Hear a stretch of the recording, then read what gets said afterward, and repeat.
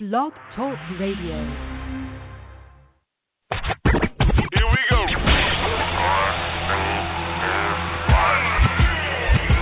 Blast off. This is True Capitalist Radio. True Capitalist Radio. I am your host, the man they call Ghost. The badass of business. Give him capitalism or give him death. That's it. Period. Broadcasting from his Skyline office studios in beautiful downtown Austin, Texas. You sound fruitier than a box of Fruit Loops, for Christ's sake. And now, he'll take it from here. Your host, the prognosticator of prognosticators, the man they call Ghost.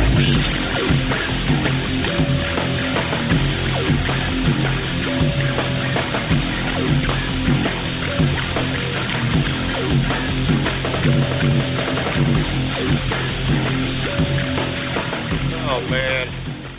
Am I really on the air? Am I really back?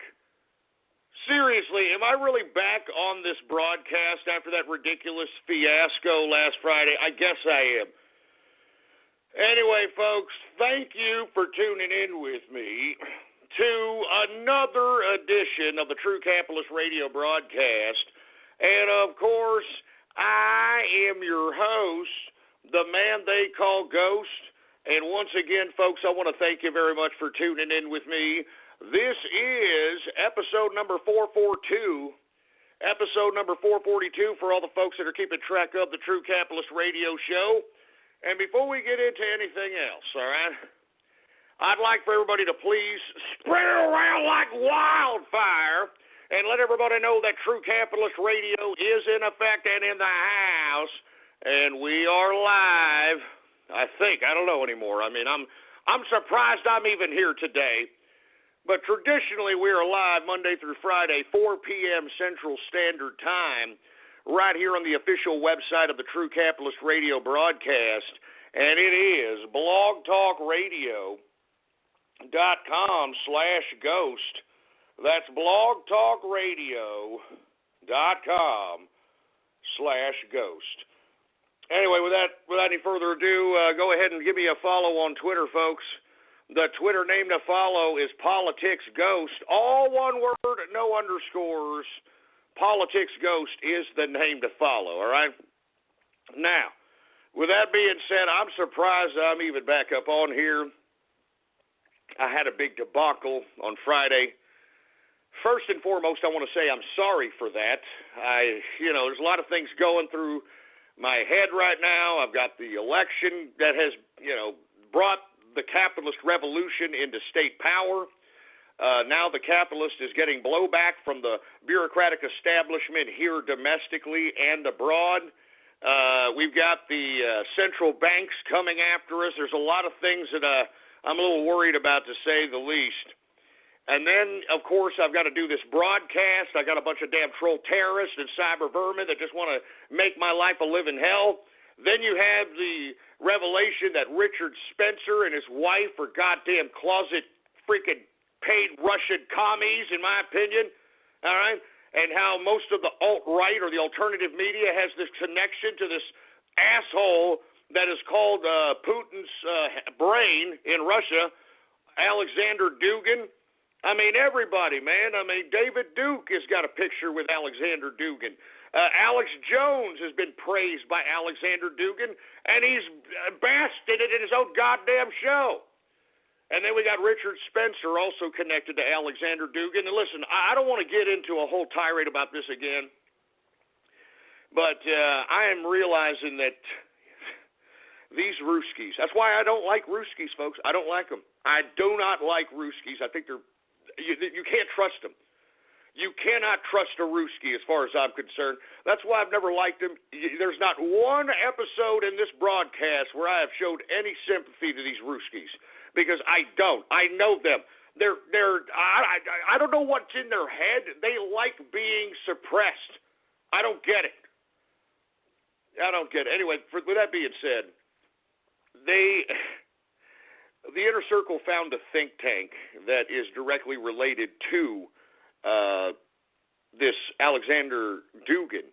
And, of course, it is also connected with Richard Spencer, his wife, and all these other you know what? I don't even want to get into it because people are like, no, you don't understand. Richard Spencer, he's the new face of white nationalism. You don't know, Ghost. You're not understanding. He's white nationalist, dude.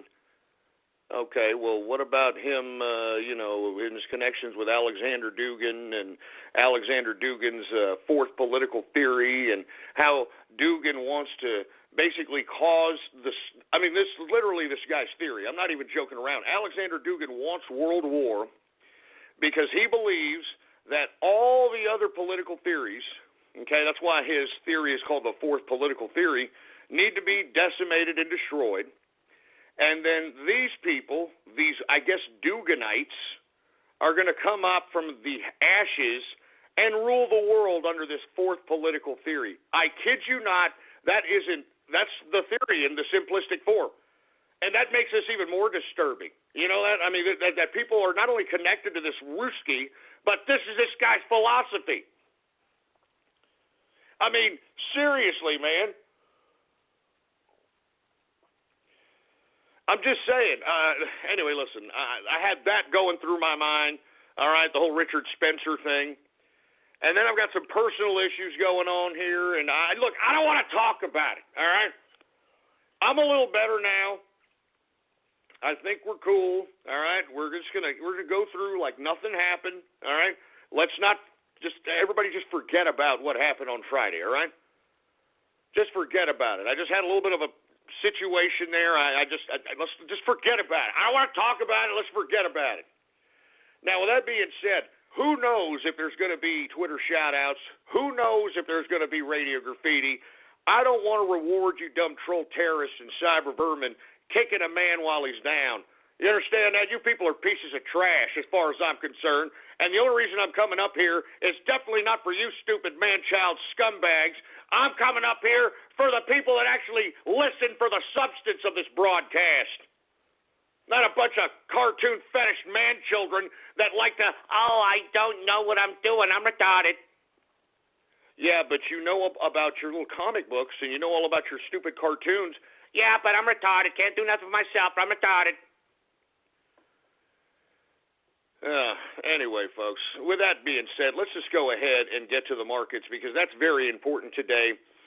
I personally believe that this is the start.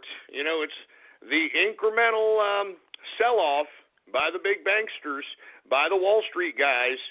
And I've been telling you, folks, this is fool's gold. I'm just telling you. It's been low volume across the board. All right?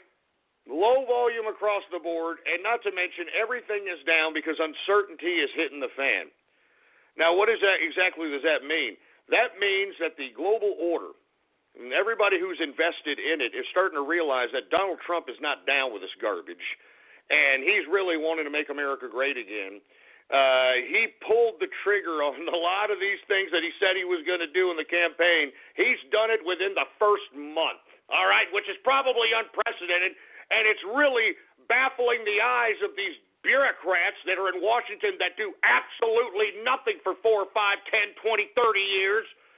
Here you got Donald Trump coming in here kicking ass, taking names, and it's freaking out everybody in the global system. And as a result, you're seeing this right now as a gradual decrease, folks. I mean, I'm taking a look at level 2s. I'm taking a look at the markets right now. I don't like this one bit. I don't like this one bit. But once again, you know, someone is still trying to prop up this market. It should have taken a header a little bit more than this today. But it seems as if you've got this collusion amongst hedge fund and mutual fund and all these fund managers, all these money managers. And people ask me, Ghost, how can they get away with this? I mean, if you know this, then the government should know this. Why are they doing this? Folks, I've been saying this since Obama came into office. Do you understand me? There has been a merger of Wall Street and government. I've been saying this forever, ever since Stimulus Package 2. And let me tell you, we need to extensively talk about Stimulus Package 2, and we're going to do so after we go through the markets, because that is key and integral to the chaos and disorder that's happening all around us from the supposed left, Hollywood, and all these other actors today. So as far as I'm concerned, folks, that is the key issue of why we're seeing the repercussions of all this nonsense. Now, with that being said, because of Stimulus Package 2, TARP, the bailouts, there was an indirect merger between government and the financial industry. And that's particularly why we have seen the financial industry somewhat manipulated, somewhat orchestrated. I talked about this when the CME, the Chicago Mercantile Exchange, back in 2011, 2012, when gold was hitting at about 3,000 or was going to hit 3,000 a troy ounce, miraculously you had the CME exchange reestablish margin requirements, basically putting more than half the gold traders on margin call. And when they're on margin call, that means they have to cover whatever they had on margin, which means they have to sell off their positions, particularly in gold, so that they can offset those margin calls. And that indirectly readjusted the price of gold and silver, and they've done that for a couple of times. Now, the first time they did that, when I cried foul, they hadn't readjusted margin requirements for gold in like over a decade, okay? Then when these people decided that they were going to readjust margin requirements at the CME, they readjusted the price, which went down to about $1,500. Almost 3,000 goes down to about 1,500 within an artificial margin, some kind of new margin requirement implemented by the CME. Now, with that being said, that was the first instance in which I saw. This was back in, like I said, 2000, maybe even sooner than that, maybe 2010, 2011. That's when I saw, actually, I think it was 2011. That's when I saw that there was a collusion going on between the government and the financial industry. I mean, do you remember when they put on trial, or they didn't put on trial, excuse me, they put in a congressional testimony, they put these bankers, in front of the committee of, I believe it was the Senate Banking Committee or one of these stupid dumbass committees. It was nothing more than political theater because nothing got done. It was nothing more than to pacify the American people into believing that Congress was doing something about all the money that was basically transferred during the Obama administration. I mean, you have to understand, Obama and all these idiots that worship this moron don't believe, nor do they want to believe, that Obama conducted the biggest wealth transfer in American history and gave all of that money to all the big-time corporations that donated to his campaign contribution account and to the Democrats. And that's where we go back to Stimulus Package 2. Over $1 trillion American dollars was given away. Anyway, listen, with that being said, let me just continue going on. I'm going to talk about the markets here. We're seeing a manipulation in the markets. I mean, you can't get it. You can't get any more obvious than this. You cannot get any more obvious than this. All right? Now, I did give some stocks to watch, even though I kind of had an idea that we were going to see some volatility in the negative, if you will, because, I mean, I'm not naive to the fact that there's a lack of volume in this goddamn market, all right? Now, let's go ahead and talk about the first stock that I suggested. This was Calithria Biosciences. Sorry if I'm mispronouncing the name. Symbol CALA. It was up, when I saw it in the morning, up 30% in the pre-market. As a matter of fact, that stock jumped up dramatically. And the reason I chose this stock, folks, is because, once again, in the pre-market volume, it was at, or if not beyond, the average volume of this stock. Average volume is 340,000. 705 shares traded a day for this stock, and in the pre-market, I believe it was at, if not, exceeding that particular volume. There was millions of shares of this particular stock traded day, and if you take a look at the day's chart, you could see that, in the beginning of the day, there were some dramatic dips, and you see those waves, and then right around the actual day's high is when you started seeing these nice dips and waves go into choppy crap. And when you start seeing, like I said, the traditional nice dips and waves that you see from about the beginning of the trading session until about 11:30, that's what you want to see as a pattern trader. That's where you can make money. That's where liquid is happening. But then after 11:30, you see how the damn chart goes into like really short, choppy waves, no dips, and if there is a dip, it ain't crap. That's because the market, in today's low-volume market, there's not that many shares right now that are jumping in high percentage.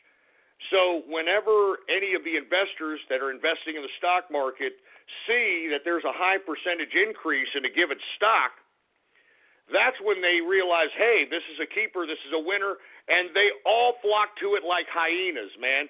And that's what happens. I'm talking about the big fund managers, the day traders on Wall Street, the traditional day trader. Everybody gets into it, and that's when you know that this stock is tapped out. When you start seeing nothing but choppy waves like you're seeing after about 11:30 on this stock, CALA, just forget about it because it's dead. All right, the machines have gotten to it. Lest we forget, folks, that there are machines autonomously trading on their own here. Not joking. Calling the beautifully redesigned 2017 Mercedes-Benz CLA simply a four-door coupe is like describing a world-class athlete as just a good runner. With its sleek profile and powerful turbocharged engine, the CLA offers agility and design that are unmatched in its class, and it's available now at an exceptional price. Why drive any four-door coupe when you could be driving the 2017 Mercedes-Benz CLA? Visit MBUSA.com/CLA to learn more. Mercedes-Benz, the best or nothing.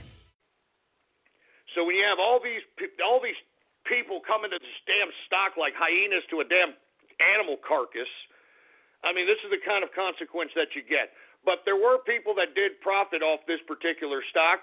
As a matter of fact, InvestFeed, which, retweets and likes a lot of the financial tweets that yours truly puts out, the CEO himself liked this one in the morning in the pre-market. And let me tell you, that's why a lot of, legit, hardcore investing, trading publications listen to this broadcast in the first hour, whether they want to admit it or not.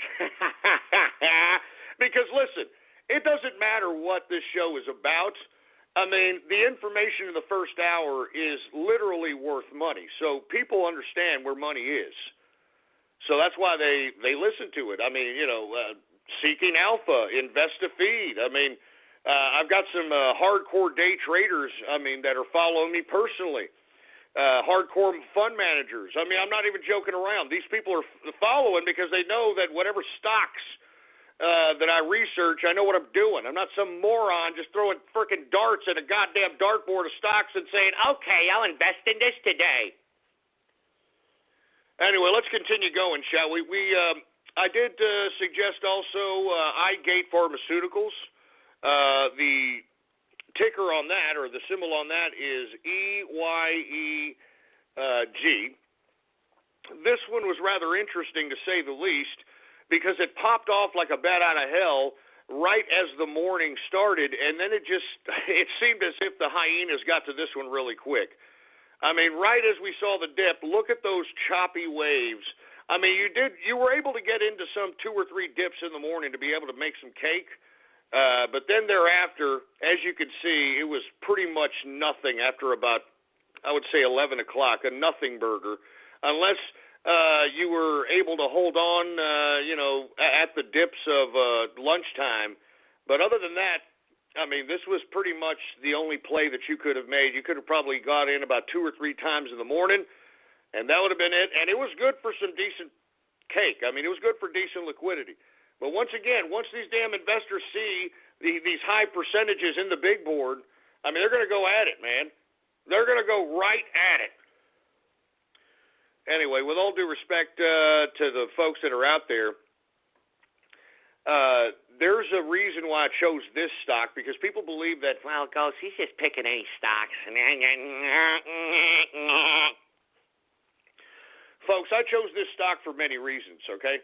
First and foremost, if you take a look at the 52-week low on this, it's $1.11. 52-week high is $5.10. So it's coming off 52-week lows. That's a good sign. You take a look at the average volume. Average volume on this thing is 286,340 shares traded of this stock per day. I mean, that was already traded, if not more, in the pre-market. And in the pre-market, when I was eyeballing it, it was up about 20-something%. And this is what made me believe that this is a good player here. All right? I mean, as a matter of fact, I mean, I'm not trying to pump this stock, but I mean, it's down 5.03% in the pre-market because I believe that we're headed into a contraction and it's slowly going to incrementally come along. I'm actually looking forward, anxiously looking forward to February because that's when we started seeing dramatic decreases in the market and the true crash started happening back in 2009. And as I stated, the patterns that happened in 2008, 2009 are eerily similar to what's happening here today. But if you take a look, I mean, this is not a bad stock to have in your portfolio. It's cheap. It's right now at $1.68. 52-week lows on this are $1.11.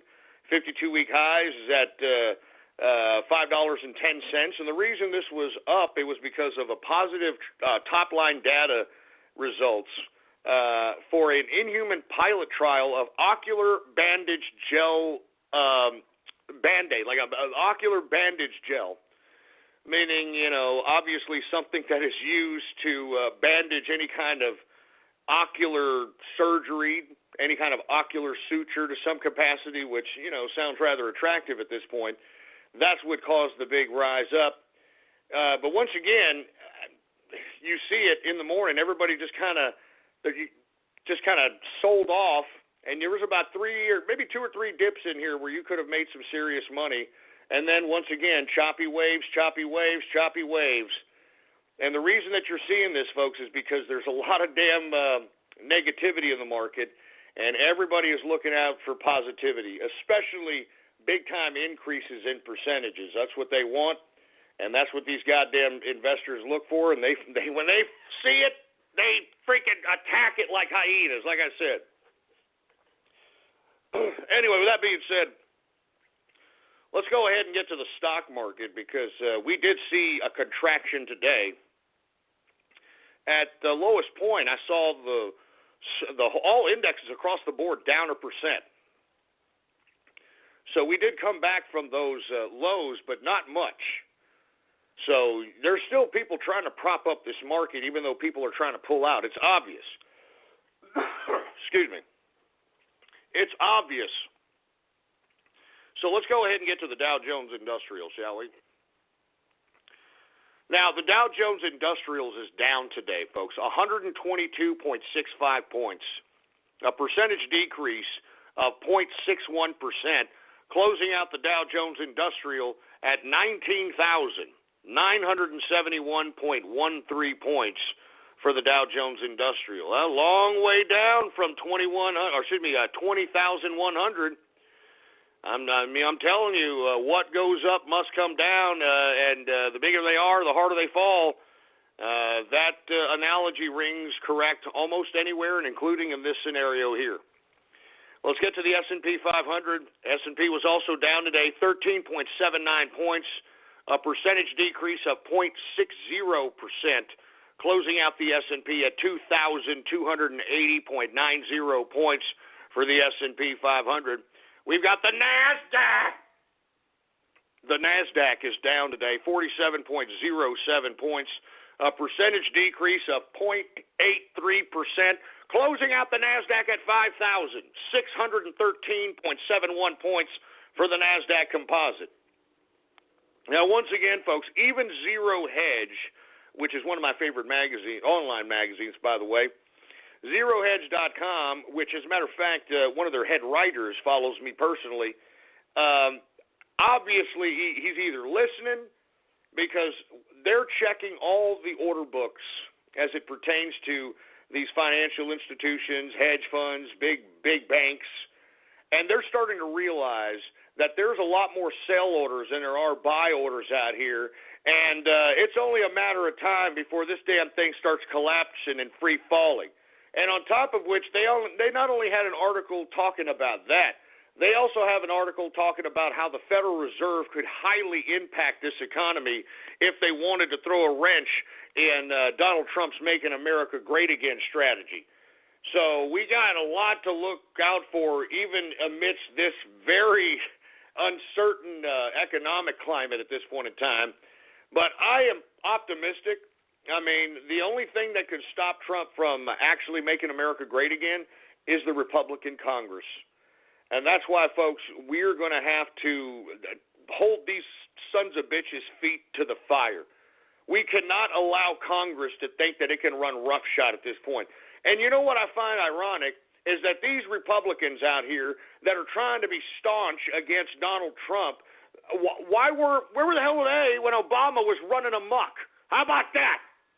Where the hell were you Republicans when Obama and the Democrats were running amok? Where the hell were you at? I mean, you got Paul Ryan over here, the goddamn Speaker of the House. He didn't do jack when Obama was president. He didn't do nothing. He helped write in spending bills. I mean, he basically aided and abetted Obama. He's a piece of trash. And same with Mitch McConnell. And the same with all these disgusting, despicable bureaucrats. I can't stand them all.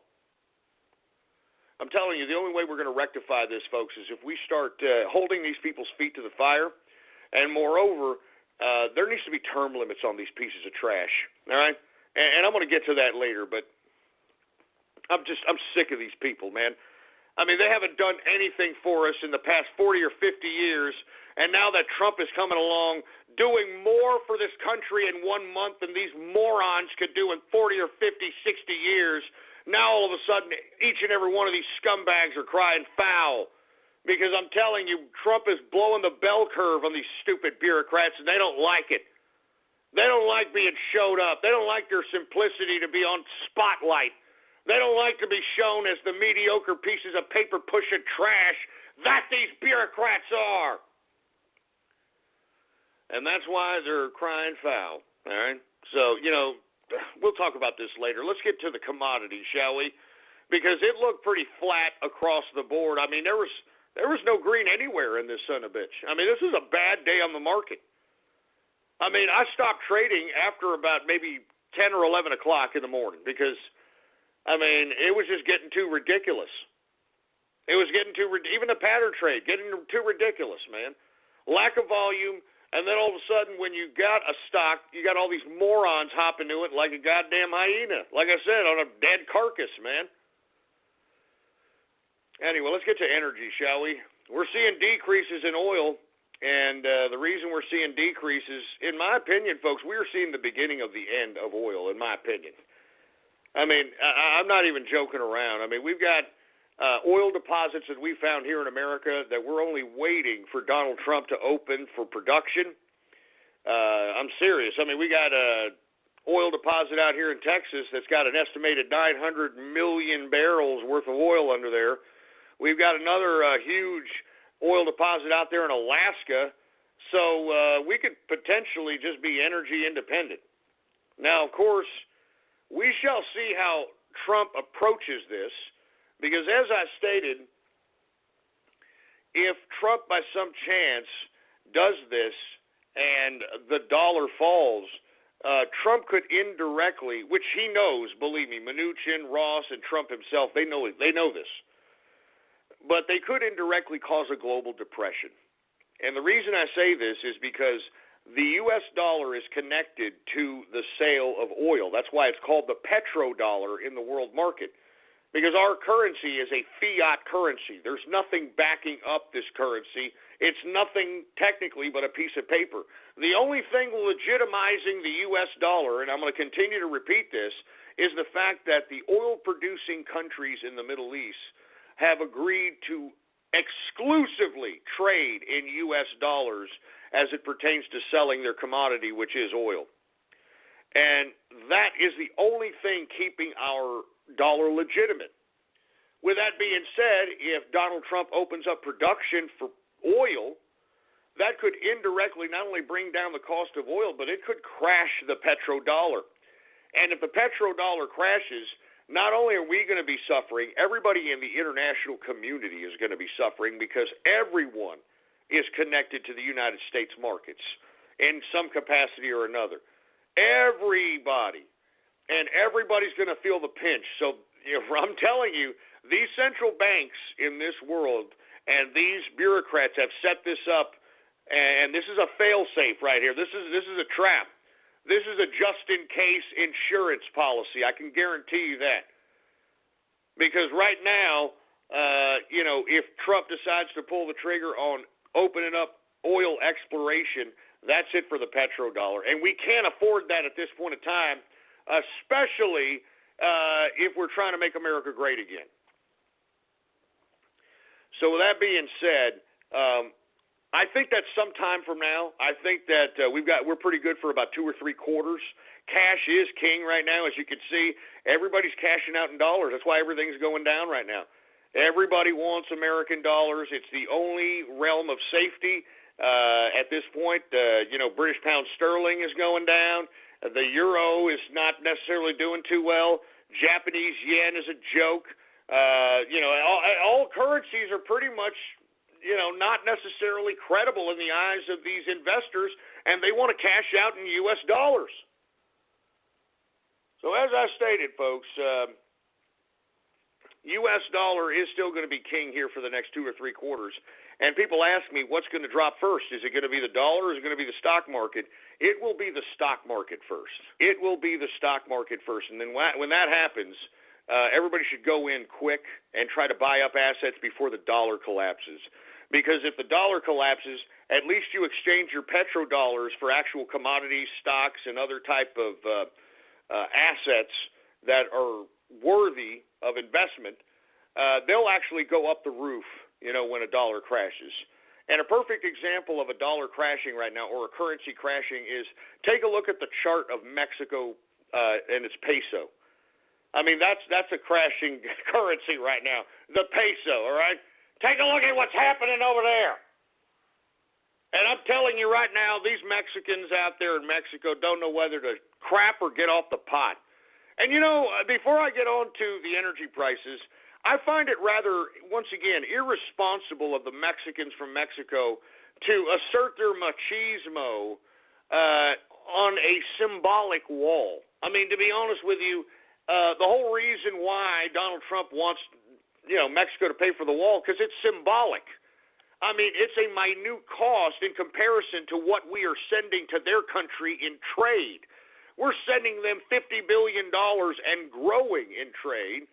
And the least that they could do is build a wall, and not to mention stop dumping their riffraff of people on our country. Because let's be honest, folks, okay? A lot of these folks that are coming in from Mexico, I'm out here in Texas. I see them work. I feel bad for them. I mean, they're out here trying to make a buck. Don't get me wrong. I see it. The problem is that they're indirectly bringing down the cost of labor for average, everyday American citizens that need the work. The people that were born here, the people that have ancestry who fought wars to be here. So that's one factor. And the second factor, folks, is a lot of the folks that are coming across the border are poor. I'm talking dirt poor. They're so dirt poor that they're insignificant in their country of Mexico. That's why they're coming over here, okay? And that's why Mexico is encouraging these Mexicans from their country to go to the United States, so Mexico doesn't have these people as a burden on their country. And there is an estimated 11 million illegal Mexicans in this country today. So I think Nieto, the Mexican president, and the Mexican government just shot themselves in the foot in a Mexican standoff because of this symbolic wall, because they refuse to pay for it.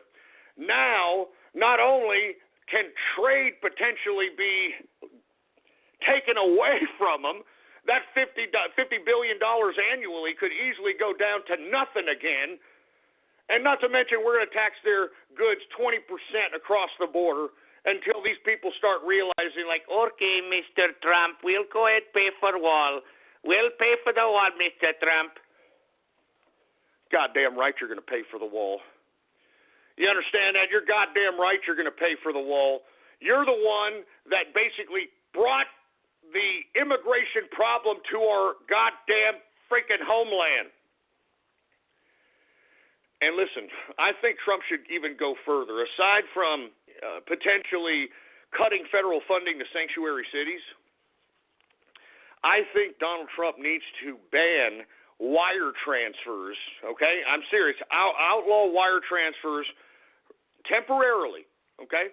At least for 90 days from United States to Mexico, South America, those types of things, because that's what'll keep them out. They'll get the hell out. If they realize they can't transfer their money from here to the United States to Mexico, they are out of here. I mean, you don't even need, and that's what these dumbass liberals don't understand. It's not like you need to round these people up to any capacity.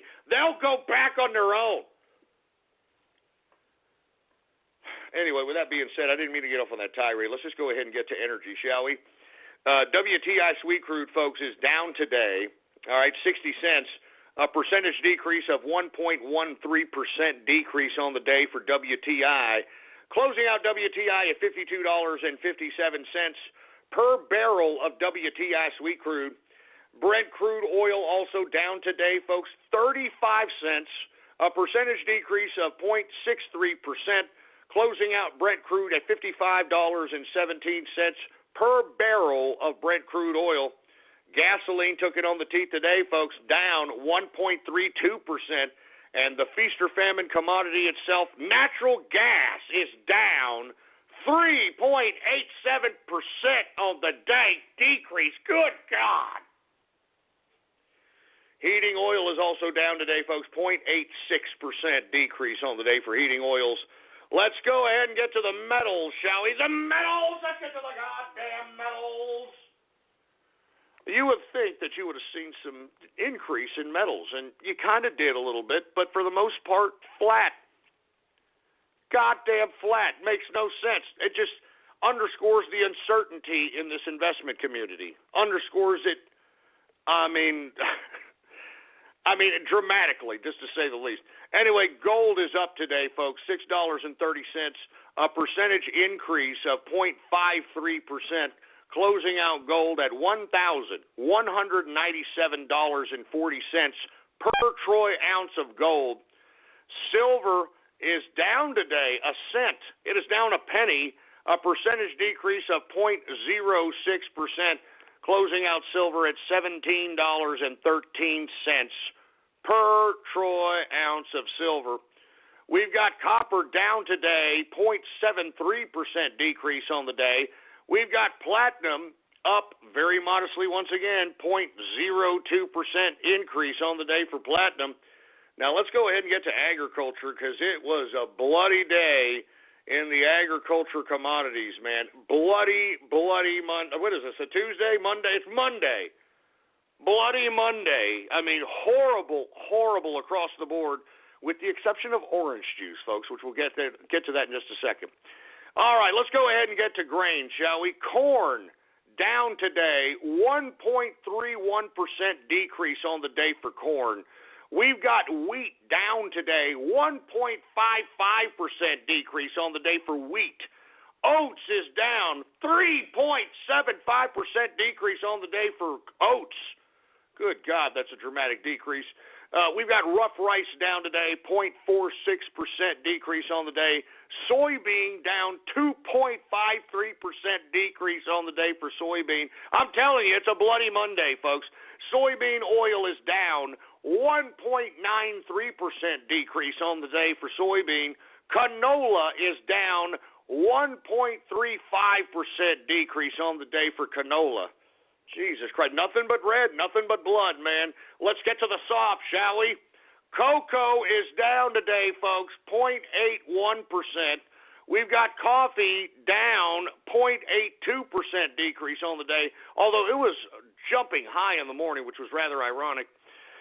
We've got sugar. Sugar is down today 0.10%, and OJ, folks, is finally starting to take off because these people in the goddamn commodities traders sector of the investment community are finally realizing that there's a 30-year shortage of goddamn oranges. So with that being said, let's just go ahead. We got orange juice up 2.68% on the day, okay? I mean, that's the only green in a sea of red in this goddamn commodity sector, okay? We've got cotton down 0.95%. Lumber is down 1.28%, all right? Rubber is down. Are we a few weeks away from Valentine's Day? Rubber should be up. I mean, I don't know, man. Is anybody screwing anymore? I mean, we got sex robots. We got people rubbing one out every, 5 times a day because of the damn pornographic infestation on the internet. Who knows? Anyway, rubber is down 2.86% decrease on the day. And we've got ethanol down 0.07% decrease on the day. Let's get to livestock, shall we? Now, once again, livestock is dramatically down. I mean, look at live cattle, down 2.13% decrease on the day. I mean, Jesus Christ. Hopefully that means even cheaper steaks than I'm getting right now, all right? Hopefully that means cheaper steaks than now. Anyway, we got cattle feeder, folks, down today, 2.79% decrease on the day for cattle feeder. And lean hogs, folks, is down modestly, 0.11% decrease on the day for lean hogs.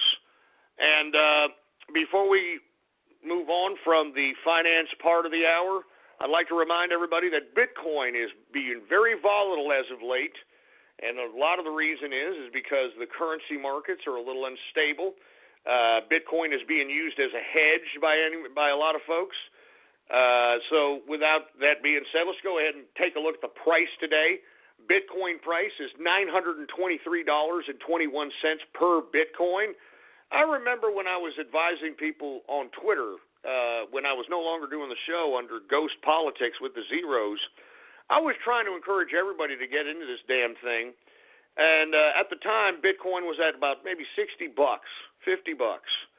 And everybody's like, yeah, Ghost, no, yeah, I'm not doing that. No. Well, look at you now, you morons. Anyway, with that being said, that, my friends, is the markets for your ass, all right? Now, listen, I'm going to get right into the nitty-gritty of the broadcast because there's a lot of things to talk about. We may or may not get to Twitter shout-outs. We may or may not to get to radio graffiti. You want to know who it's up to, though? It's up to me, you scumbags! Now, with that being said, let's talk about Donald Trump against the world, shall we? Donald Trump against the world, man. I'm telling you, this man, I've never seen a politician just move as rapid pace as this man right here. He is literally delivering on the majority of the things that he campaigned on and is enacting them a month into his damn presidency. Now, folks, I'd like to remind everybody that I did say he was going to do this.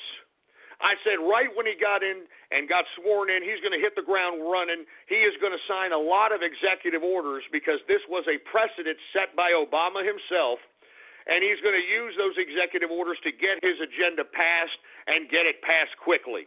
And this has been the case ever since this man has been in the White House, and I'm loving every minute of it. I mean, this man is a dedicated American. He is a patriot. I am proud that this man is my president. I'm not even joking around. He's the whole reason why I came back and did this broadcast. He is the manifestation of the capitalist revolution. I mean, just take a look at the cabinet that he has comprised himself. This is the richest cabinet, the richest administration in American history. And that's not by accident, folks, because I have said, and I've said it time and time again ever since I came back March 2016, that this was a capitalist revolution, and it's our time now. It's the capitalists' time. We've taken control of state power. And that's why you got all these bureaucrats crying foul, folks. These bureaucrats are crying foul because they know business as usual is no longer going to be business as usual, and there's going to be a new status quo. There's going to be new status quos, for Christ's sake. I mean, give me a break. I mean, as far as I'm concerned, we need to start backing up our president tenfold. I'm talking about you and the Capitalist Army. I'm talking about you and the Trump train. We need to start backing up this man, and we need to start hitting hard. I'm talking memetics. I'm talking meme magic. I'm talking propaganda. I'm talking going on the forum posts. I'm talking creating blogs. I'm talking about creating videos. We've got to shove it down the leftist throats. And we've got to show them that we're not paid by anybody. There's no nonprofit organizations paying us to go bird dogging, not paying us to go agitate, not paying us to go protest. We are an organic movement that doesn't need to be paid, because what we will be paid for in our victory politically will be our freedom, will be our individuality, will be capitalism, will be our economic freedom, our ability to be able to carve out our own destiny, to carve out our own goddamn life, and not the freaking government shoving their nose down our business all the time. And that's what this administration is. That's what this administration represents. It represents that this man has taken control of government to dismantle it. And that's what I've always said we needed, huh? Go back in that goddamn archive if you don't believe me, boy. Go back in that goddamn archive. I said we needed somebody to take control of government, and once they're in power, to dismantle that son of a bitch. And that's exactly what Trump's doing today, folks. That's exactly what he's doing. Now, let's go ahead and approach the first executive order that is literally making everybody go cuckoo for Cocoa Puffs, for a lack of a better term, okay? I'm talking about this executive order on immigration, okay? I'm talking about this executive order on immigration in which he is basically making a temporary travel ban from anybody coming from the terrorist countries that were on Obama's list. Oh, yeah, that's right. Obama had a list of terrorist countries. And you know what? Trump just took that list and decided, look, we're going to temporarily not take people from this list for 90 days, okay? And that's what all this hoopla is about. That's what all these people are bitching and moaning about, for Christ's sake. All right? You know, they're making much to do about nothing. They're trying to call this a Muslim ban, and it is not a Muslim ban, you stupid, dumb, ungrateful leftist pieces of idiot trash. Okay? I mean, Muslims that are from the UAE can come into the United States, no problem. Saudi Arabia, which I think should really have the travel ban, but they happen to own 70% of our debt, which was uncovered by a Bloomberg piece at the request of a goddamn Freedom of Information Act, but they're still on the no travel, or they're able to travel back and forth here, no problem. You know, people that are from Nigeria, which is 80% Muslim, can come and travel here from no problem. People that are from Indonesia, which is like 90% Muslim, can come over here in the United States with no problem. You dumbass liberals and you George Soros-funded pieces of garbage and you Democrats are just using this as a virtue signaling tactic to rabble-rouse a bunch of people. In my opinion, I'm starting to notice a correlation.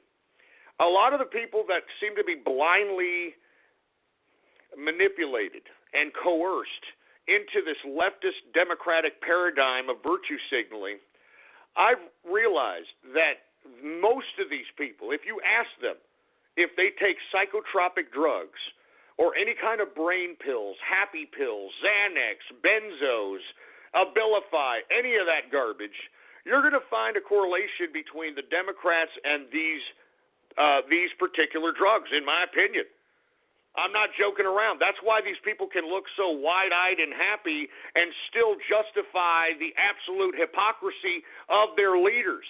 Their leaders say one thing, do the absolute opposite, and they will still look at you with that googly-eyed look on their face saying, oh, no, Obama's the greatest president of all time. I don't know what you're talking about.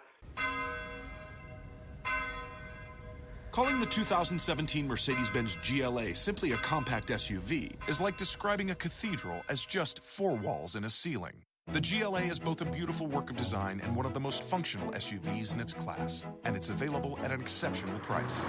Why drive any compact SUV when you could be driving the 2017 Mercedes-Benz GLA?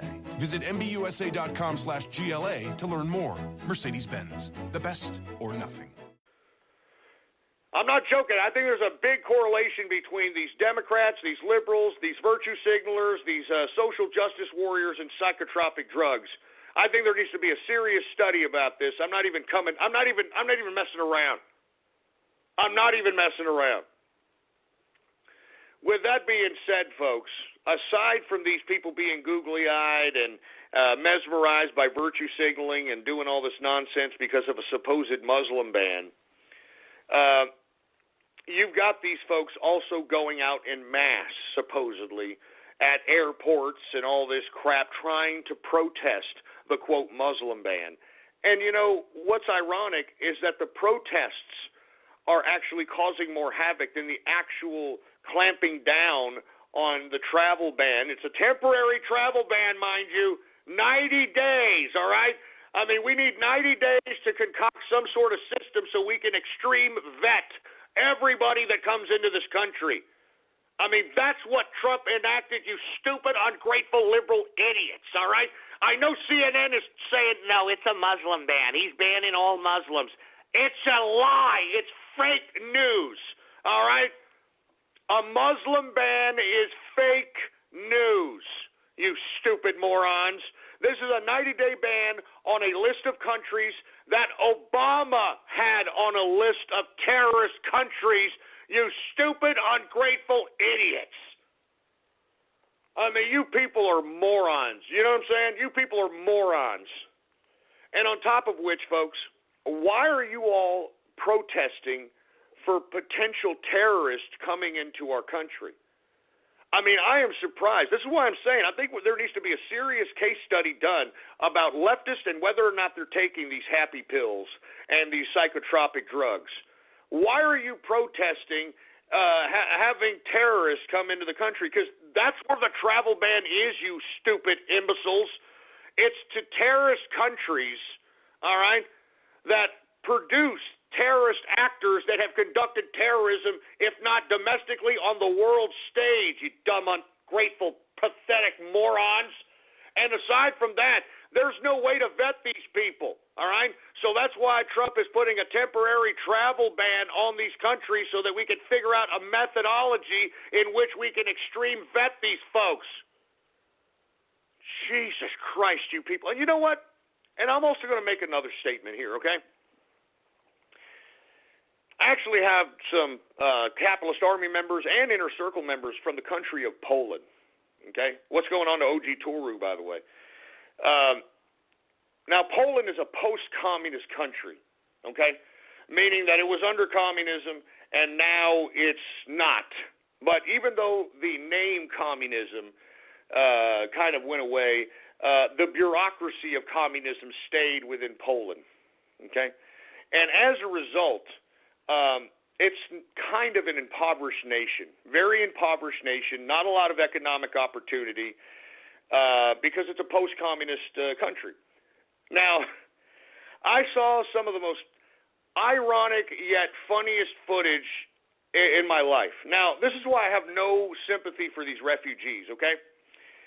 Now, these refugees are being dispensed all over the international community.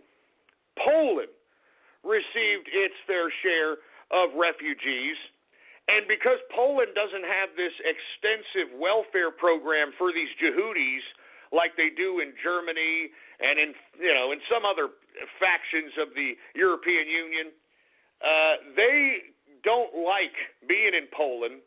And there was actual footage. I mean, there's actual footage of refugees at a train station told that they're not going to be able to go to Germany and they're going to have to stay in Poland. And these idiots start breaking down, screaming in hysterics, complete drama queens, because whatever lifestyle Poland is, it's obviously so unbearable that they don't even want to stay in Poland. I mean, what a bunch of ungrateful pieces of crap. And these are supposed to be refugees, right? They're supposed to be leaving war-torn areas. They don't want to stay in Poland. I mean, can somebody tweet that at me? I want everybody to see this, all right? I'm serious. Please, somebody tweet that at me. That was the funniest goddamn video I'd ever seen in my life, all right? I'd ever seen in my life. These are people that are supposed to be running away from war-torn Syria and other parts of northern Africa and Libya. And I mean, you name it, all right? Here they are. They've got a country. They've got a country where, hey, look, I mean, it's not the best. I mean, it's a post-communist country. But, hey, I mean, aren't you safe from terrorism? I mean, aren't you safe from the war-torn areas that you're from? I mean, Poland is trying to host you here, all right? I mean, okay, great. They're not giving you free money. They're not giving you welfare. But, hey, at least you got a chance to live somewhere. At least you can live in peace, right? No. These people are bitching, moaning, and crying because somebody who is, basically moving these people around out here promised them that, hey, yeah, come on down. Come on down here, and we'll go ahead and give you welfare once you get to Germany. They'll pay for everything. All you got to do is sit on your ass, and you can smoke cigarettes all day and beat your wife and rape the German women. I mean, that's what they want. And when they're told that they can't leave Poland, they go into hysterics.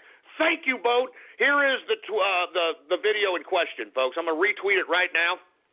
Here's the video in question of refugees being told that they are not going to Germany where they have this welfare system and all this other crap, all right, and that they're going to have to stay in Poland. And look at how these ungrateful refugee pieces of garbage react. I mean, seriously, man, look at how they react. These are supposed to be people, all right?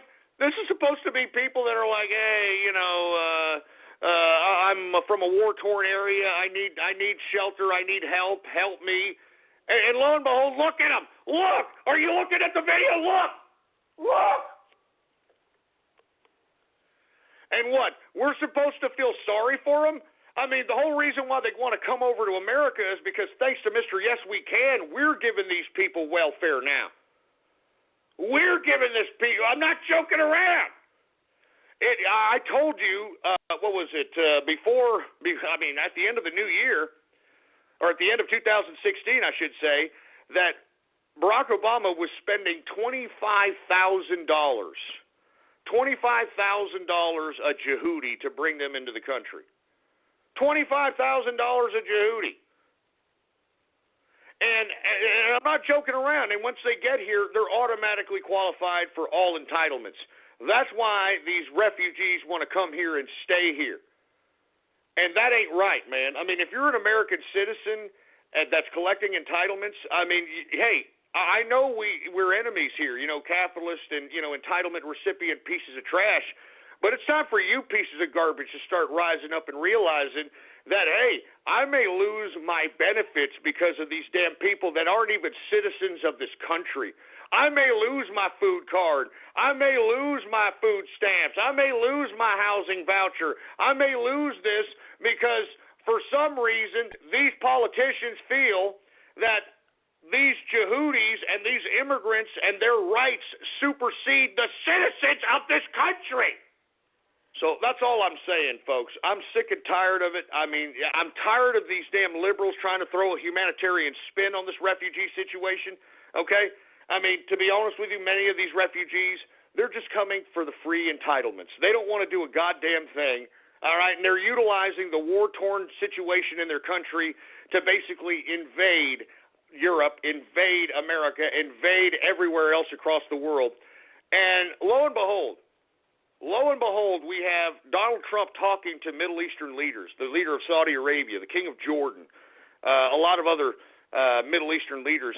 They are actually, all right, they are actually agreeing to the safe zones that Donald Trump had been talking about during his campaign. Because, listen, we got to send these people back. I'm sorry. I mean, let me tell you, everybody who is a native of a country who accepted these folks, I mean, look, it was only temporary, okay? You've got to go back to your country. All right, you've got to go back. I'm sorry. All right, I remember seeing some chick who tweeted out herself like some cocky, condescending piece of whorebag trash that said, "Hey, I'm an undocumented immigrant, and I got my tuition paid for, and I'm graduating college." And she tweeted that, and it caused an uproar, okay, and rightfully so, because you see how these immigrants are now rubbing it in the faces of their host countries.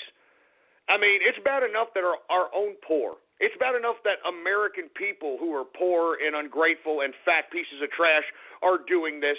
I mean, what, we're importing this now? We're importing this crap? And listen, okay, let's say that girl who's a non-documented immigrant that got a goddamn college degree, let's say that, okay, great, we gave her a college degree. It's time for you to go back, baby. It's time for you to go back and turn Mexico into something special. Take that education and turn Mexico into something. Get the hell out! Why don't you go and make your country great again?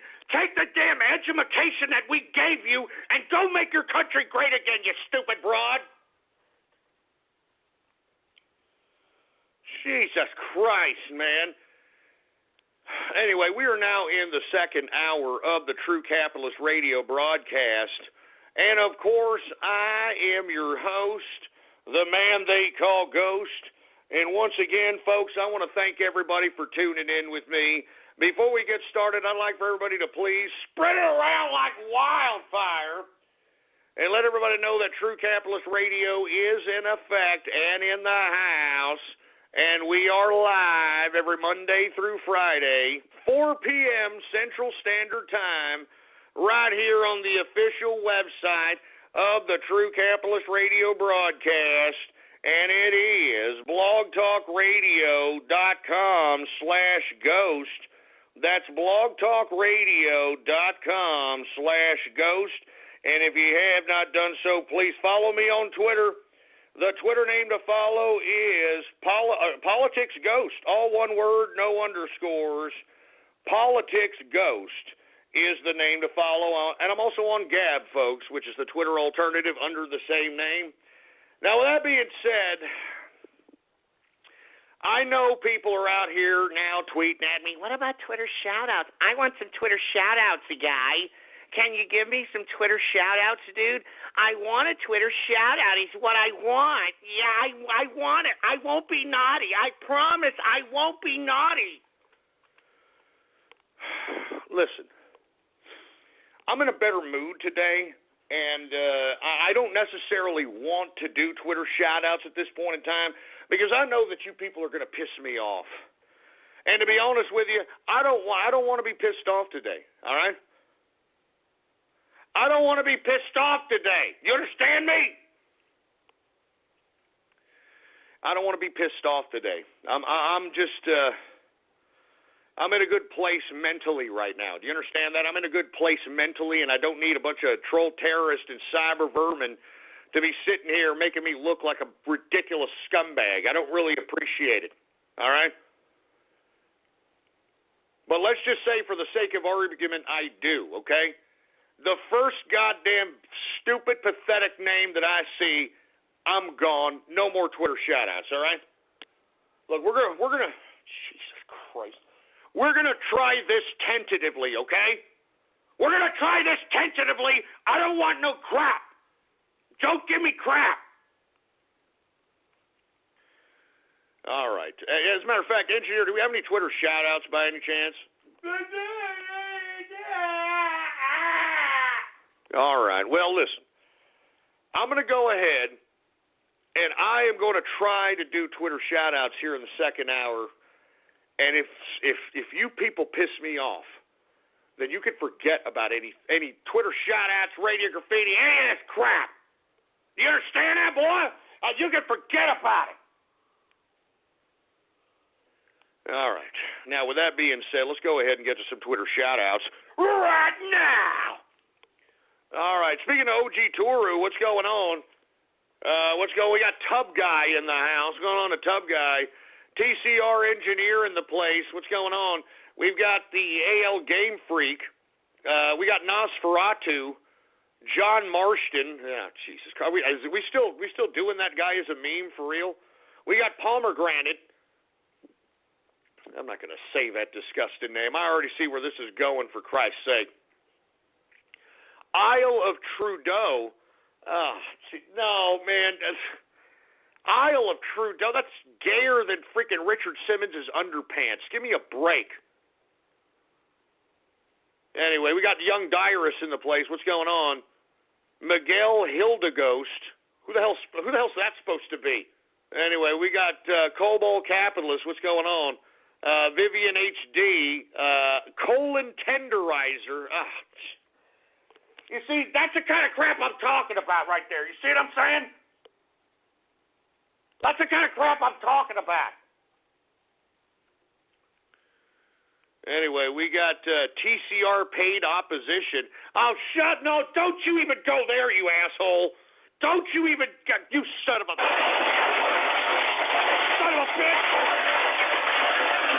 Don't you dare accuse me of being paid opposition, you stupid piece of crap. Don't you dare. Don't you even dare. Paid opposition, shut up. Give me the freaking mic. Give me the mic. You scumbags. Ain't nobody paying me jack, boy. I'm doing this out of my own free will. 3 hours a day, 5 days a week, boy. I'm the hardest working man in broadcasting today. I'm the hardest working man in broadcasting today, and that ain't no BS, boy. Jesus Christ, I knew it. I knew we were going to do this, for Christ's sake. We got Great Show Ghost. What's going on? Bricks for Spicks. Man, come on with the, give me a, come on! What kind of racist, dumbass name is that, man? We don't need that right now, man. We don't need that right now. Bricks for some. That's horrible.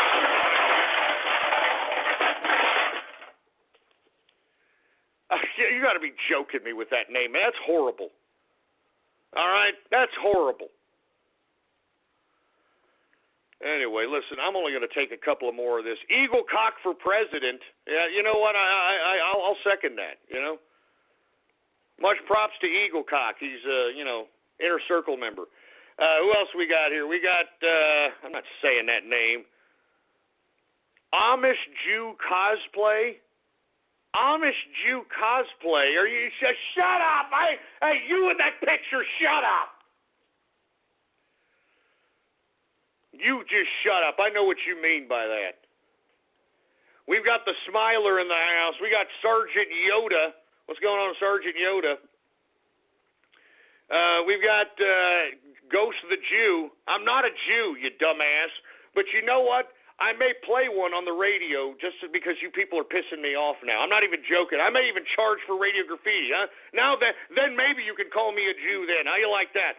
How about I start charging for radio graffiti? How you like that, huh? Son of a bitch. Anyway, who else do we have? We got Exara Hawks in the house. What's going on? I'm not saying that disgusted name. We got NRJ Commando. Long live the ghost. What's going on? We've got Ayatollah Ghostmini. Shut up, you stupid moron. The Six Musketeers. Oh, come on. The Six Musketeers. We got Smooth Capitalist. Demon King Nemesis. We've got the Brony Network in the house. As a matter of fact, people are starting now to receive their Ghosty Awards. So everybody who was an honorable mention or somebody who actually won a Ghosty Award, they are now sent out. And if you haven't gotten yours yet, you should get one if you happen to have given me your address. They're looking great. They're looking fine. And they definitely have yours truly's autograph on it. Definitely some keepers. That's why, hey, man, the Ghosties are a big deal. The ghosties are a big deal, baby. Who else do we got? We got Ivanka Tinkle. Oh, you son of a bitch. Shut up! Shut up! You know what? That's it. I'm not doing anymore. Ivanka Tinkle. You son of a bitch. You goddamn son of a bitch. You goddamn son of a... Give me the mic. Ah, damn it. Jesus Christ, this place is a freaking mess. I need to get freaking Consuela in here for Christ. Well, I don't have Consuela. She's in Austin. I got to get another Consuela replacement up in here. I'm just worried that they're going to bring in, their little kid, he's going to look at me kind of weird with a burrito in his mouth, and then you're going to have Consuela. Don't worry, mister. My mijo just going to sit here and go to eat this taco. I'm going to clean your office, Mr. Ghost. Anyway, folks, listen, that's it for Twitter shout-outs. I can already see where this is going. And you see, this is what I get for allowing a little bit of interaction on the show, And I've said this time and time again, this is why we can't have nice things, all right? We can't have nice things.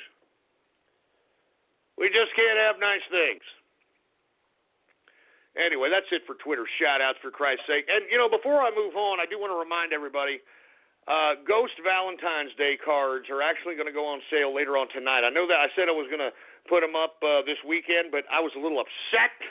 I was a little angry and didn't get around to it, okay? So now we're going to put them on tonight. There's 3 different options. There's 2 of yours truly. And there's 1 of the engineer, and they are great. They're all going to be numbered, so that each and every one gets a numbered Valentine's Day card. I'm thinking around $5. I'm thinking about $5 each. You know what I'm saying? Great cards. Got great sayings on them. Pretty good stuff, man. Pretty good stuff. Anyway, with that being said, where the hell was I at, engineer? That's right. I was talking about Donald Trump against the world and how all of a sudden he implements a goddamn immigration executive order, and now everybody's going into hysterics. All into hysterics, for Christ's sake. And what I don't understand is this, okay? It's a temporary ban, you morons, and it's of the list of countries that Obama chose, all right? This is an Obama list. You stupid idiots. And you know what Obama said today? Man, somebody tell this man to keep his freaking stupid mulatto mouth shut. Shut up, Obama. Shut your stupid mouth. Nobody cares what you have to say anymore, so shut up. Put Michelle Obama's schlonghead in your mouth and shut up. Shut your face. I don't want to hear nothing out of you. You know what I want to hear out of you, Obama? All right? I want to hear you in a cell phone conversation saying, that's all I want to hear from you. I don't want to hear another word out of you. I don't want to hear no politics out of you. I don't want to hear crap out of you. Stupid ass Obama. I don't want to hear crap. Shut up. Shut your mouth. You want to know what this idiot said? Huh? Obama says that he sides with the protesters, that he agrees with the protesters on this immigration policy, huh? This is the asshole that brought this problem in today's America. This is what brought this problem in today's America. Do you understand me? This guy's immigration sabotage is the reason why we are here. And this asshole Obama has the audacity to sit here and try to talk garbage and try to sit here and listen. Hey, Obama, shut your stupid mouth. Shut your stupid, stinking, treasonous face. Shut up. Shut up. Shut up. David Obama. You stupid, ungrateful, mulatto asshole. Damn it. God damn it, Obama, shut up. Shut your stupid, stinking, salmon-smelling hole. Shut up. Just shut up.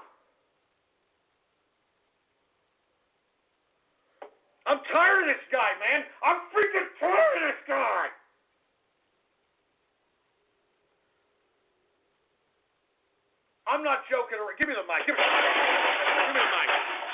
You know what I do to Obama right now? You know what? You know what, Obama? You're a private citizen now, boy. You're a private citizen now, there, Obama. You know what I'd like to do to you, boy? Give me my belt. Give me my God damn it. I'd take you to a trip to the goddamn woodshed, boy, because I know that your daddy, Frank Marshall Davis, didn't do that, didn't he, boy? Huh? Frank Marshall Davis, that damn communist commie that did pornographic material with your mother, which I'm not even joking about that. His mother was in porn. Look it up for yourself. I'm going to take you out to the woodshed there, Obama. You ain't never had no goddamn discipline, did you, boy?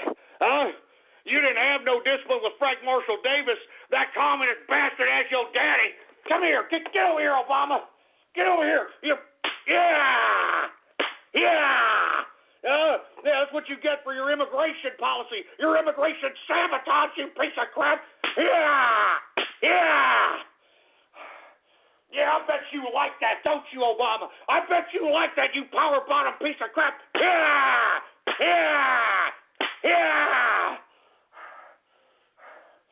I bet you like that. I bet you and Michelle Obama, you do this as foreplay, don't you, you stupid power-bottom?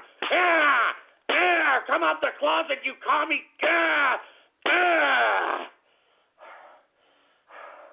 I'm not done with you yet. I ain't made a man of you yet, boy. Yeah.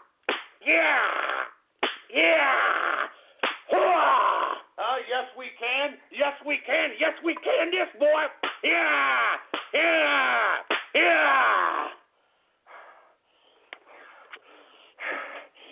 I'm not joking, Obama. That's what you're asking. You be taken to the woodshed, boy. You be taken to the woodshed. And I'd force you to eat a ham sandwich in front of me, too, Obama. You understand that? When I take you to the woodshed, I'll force you to eat a ham sandwich. I'll force you to eat a ham sandwich, and I'll put that on YouTube.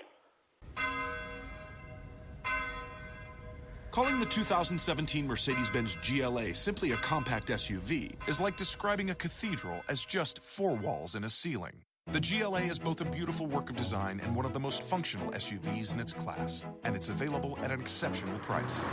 Why drive any compact SUV when you could be driving the 2017 Mercedes-Benz GLA?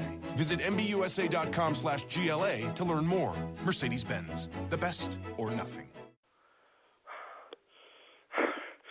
Son of a bitch. Listen, I'm sorry. I'm sorry for going off keister, folks, but I'm tired of this guy. I'm tired of this guy. This guy needs to keep his mouth shut and needs to just go and do whatever he wants to do in the private sector and shut his stupid mouth. He needs to shut his stupid stinking hole. I'm not joking around. Shut up, Obama. Nobody wants to hear from you. You're not the president anymore. Do you understand that? This ain't no community organizing. Respect the office and shut your stupid stinking hole, you dumb asshole. Goddamn Obama, I'm telling you, I've got taken to the woodshed, you cuckold connoisseur. I'm telling you, I'm talking to you, Obama, you transsexual turd burglar. That's what you need. So just sit there and shut up, all right? We're making America great again, you ass cracks. So just sit there and shut up. Nobody wants to hear from you. Nobody wants to hear the yes, we can change. Nobody wants to hear from your psychotic mouth. Shut up. Just shut your mouth. All right, folks, I'm sorry. I didn't mean to get off keister there, but it was a tension breaker. It had to be done. I'm sick of hearing Obama. Shut up, Obama. Shut your stupid cocksucker. I'm sorry. I'm sorry for cursing, but this is what he does to me. This is what Obama does to me.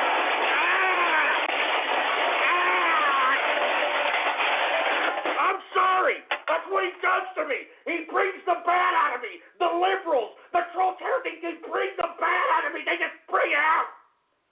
They just bring it all out.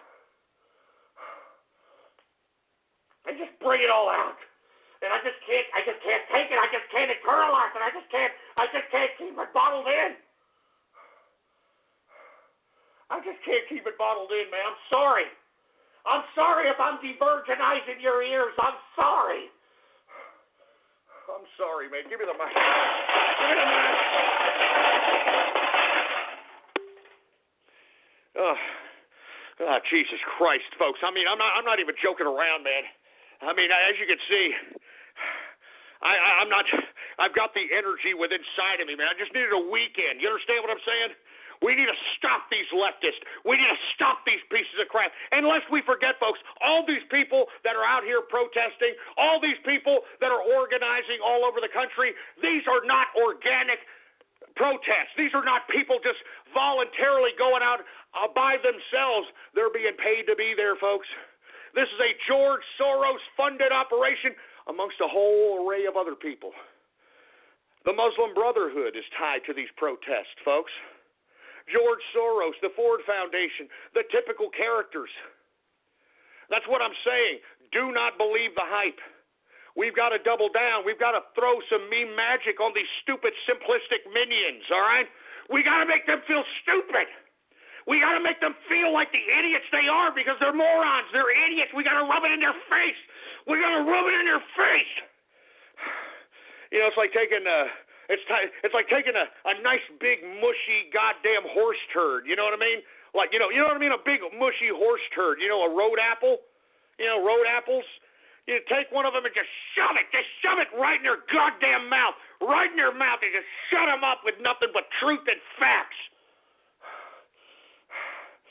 Jesus Christ. Yeah, my heart's beating like a goddamn rabbit, but you know what? I don't give a crap. All right, I don't give a crap. Hey, let me calm down here, folks. Let me calm down. Let me take some deep breaths here because I'm telling you, I'm hype. I'm hyped because let me tell you, if these liberals are going to go out here, they're going to make an ass out of themselves. They're going to be stupid. They're going to be ignorant. Well, by God, we got to sit there and we got to highlight the ignorance of these stupid pieces of trash. We got to highlight the hypocrisy. We got to highlight the lies. We got to put a spotlight on them, man. We got to put a spotlight on them. I'm not even joking. I'm not even joking, man. It's pissing me off. It's pissing me off. It's pissing me off. Freaking liberal class. Oh, damn it. God damn it. Can you feel the anger? Can you feel the fury? I can't stand these liberals, man. I can't stand these mindless leftists. I can't stand it.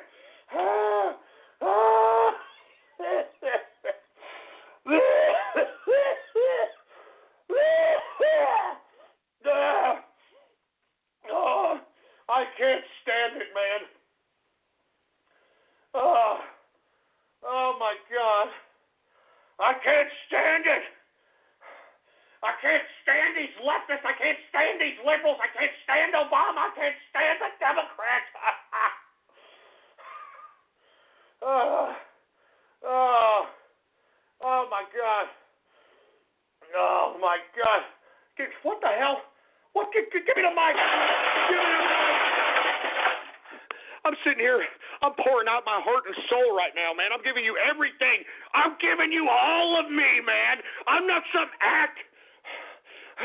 I'm not some put on front like this fat bastard Alex Jones. And speaking of which, folks, I'm sitting here, I'm broadcasting, I'm giving you my soul. And look at old Alex Jones here. Look at this asshole ripping me off. He's ripping me off. He's ripping me off. He's ripping me off. Look at him. He's ripping me off. Look at that tweet. He's ripping me off. God damn it, you son of a bitch. You're ripping me off.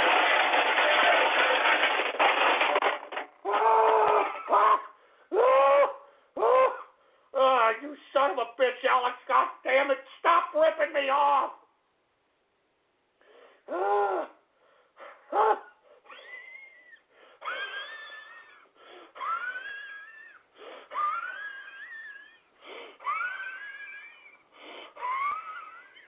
You son of a bitch.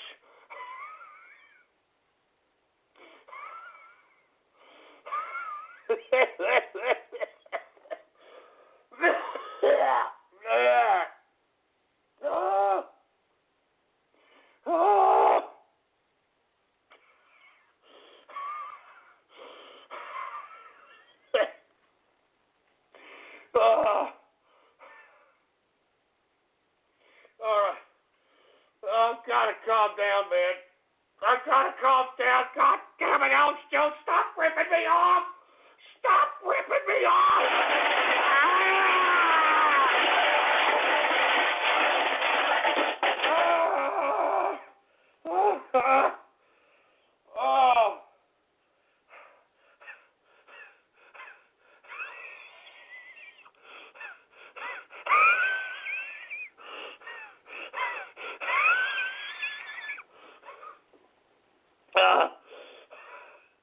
Oh, God.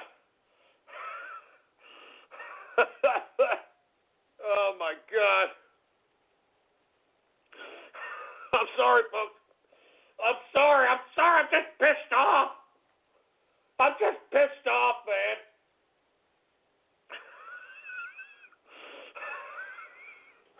Give me my drink, man. You freaking drink. Oh.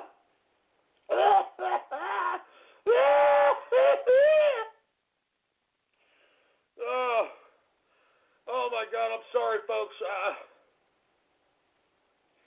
I'm sorry, man. I'm so sorry. Oh my God, give me the mic for Christ. Give me the mic. Give me the mic. Oh my God, folks, my heart. Oh, Jesus Christ. Anyway, listen, I'm going to calm down here, folks, all right? And shut up. It's not the butter, you idiots on Twitter. Shut up. It's not the butter. It's not the damn butter, for Christ's sake, all right? Oh, Jesus Christ, man. God damn it, just pisses me off. These freaking liberals, man. I need to freaking blow my honker, for Christ's sake. I got to blow my nose, for Christ's sake.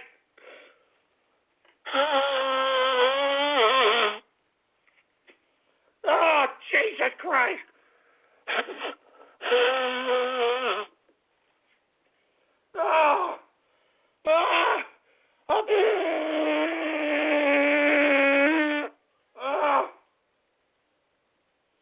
Oh, my God.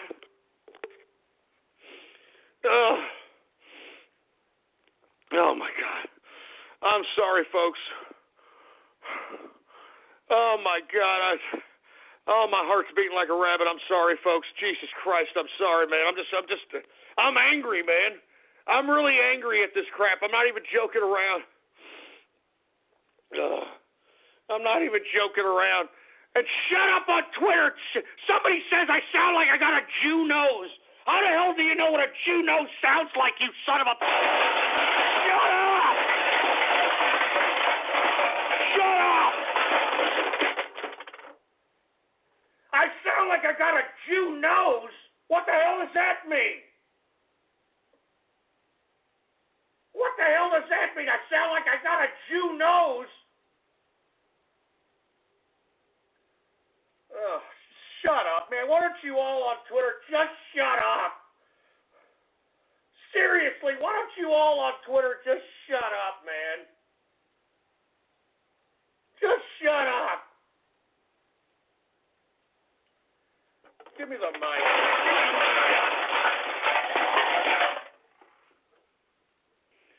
Oh, my God.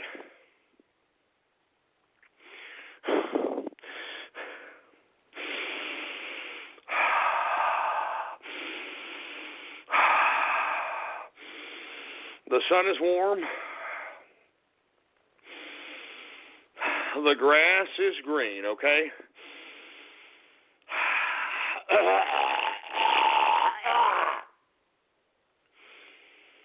The sun is warm. The grass is green, for Christ's sake, man.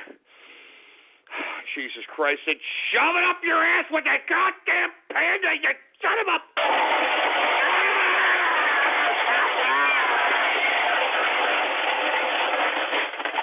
Oh, damn it, listen. Stop, all right? I gotta calm down already, all right? I gotta calm down. I gotta calm down. I gotta calm down, folks. I'm sorry, man. I gotta calm down. I'm sorry. Shut up about the freaking Shut up on Twitter about the Jew nose, you son of a bitch. Shut up about the Jew nose. I don't got a Jew. What the hell does that mean? What does that mean? What the hell does that mean? Give me the freaking... What the hell does that even mean? Oh, Jesus Christ, man. Look, man, I'm having another bad day like I did on Friday. It's obvious, folks. Listen, let me just calm down here for a second, man. Come on, man. Anyway, let me calm down here, all right? Listen, I get really angry. I get really upset when I talk about these freaking liberals, especially that asshole Obama. I don't want to hear about that guy anymore, man. He's supposed to be gone. And he's sitting in here chiming in about the current administration a month in. I mean, what a piece of crap. What a piece of crap. What a piece of garbage. And speaking of pieces of garbage, folks, Chuck kicked the American people in the balls, Schumer. Yeah, that's who I'm talking about. Chuck kicked the American people in the balls, Schumer. I'd like to remind everybody who this idiot really is, okay? Chuck kicked the American people in the balls, Schumer. I want everybody to remember stimulus package 2, okay? I'm calmed down now. I'm fine now. Shut up on Twitter about the Jew nose, all right? I don't know what the hell that means. Shut up. But lest we forget stimulus package 2. Now, why are you seeing all these actors in Hollywood? Why are you seeing Starbucks Coffee wanting to hire 10,000 illegal immigrants in Starbucks coffee houses? Why are you seeing this? Why are you seeing such upheaval in all these different facets of the of the industry of media, of the industry of Hollywood, of the industry of music, of the industry of most industries that got bailed out in stimulus package 2? That's why these people are all bitching, okay? Lest we forget, folks, stimulus package 2, everybody got bailed out. Everybody got bailed out that donated to the campaign contribution account to Barack Obama. And this includes Hollywood, folks. And let me tell you, I am calling right now on Donald Trump's administration. If they are listening in, if you want to get to Obama and you want to get to the Democrats, right now you should be auditing the stimulus package 2 bill. You need to be auditing the stimulus package 2 bill and highlighting how much money Hollywood has taken in from that bill. Hundreds of millions, if not billions of dollars. The pornographic industry took money from the stimulus package 2 bill. The financial industry took money from the stimulus package 2 bill. Every major media corporation took money from the stimulus package 2 bill. I mean, that is what Trump needs to go after as it pertains to all this upheaval that is being caused by these goddamn ridiculous imbeciles that are on the Democrat side. And that's the bottom line, okay? That's the bottom line. The bottom line is the stimulus package 2 is what caused all this. That's why you're seeing people at the SAG Awards in Hollywood crying, making anti-Trump speeches, because Hollywood benefited generously while everybody was suffering during the crash of 2008, 2009. You weren't bailed out. I knew a bunch of people that lost their businesses, lost their homes, lost their cars, lost their livelihoods, lost their families. They didn't get bailed out. And let me tell you, they debated about this in Congress because stimulus package 2, folks, was the first bill that was passed by Obama in his first administration, his first bill that was passed by not only him, but the democratically dominated Congress That was the first on their priority, bailing out everybody who donated to their campaign contribution account, while those of us that suffered in the 2008-2009 crash had to wither through it, had to suck it up and get through it ourselves. Folks, I am calling on Donald Trump, please audit the stimulus package 2 bill and highlight why these people that are in Hollywood and in the media today are against you, Donald Trump, because that's where it lies. Over $1 trillion was given away during the first bill that was passed by Obama and the Democratic Congress in 2009. That was the first bill, stimulus package 2. You need to audit that son of a bitch there, Donald Trump, because I'm telling you, once you audit it and highlight all the hundreds of millions, if not billions, that were taken in by the mainstream media, by Hollywood, and by all these factions that are now vocal and that are now turning against you, Mr. Trump, Mr. President Trump, my president, sir, I would like for you to please audit the stimulus package 2 bill, and I'm guarantee you, President Trump, you will have these Democrats on their knees. And by the way, Chuck Schumer's out here crying crocodile tears about, the immigration and a Muslim ban. It was Chuck Schumer and the Democrats that aided in the wars that perpetuated this particular immigration issue.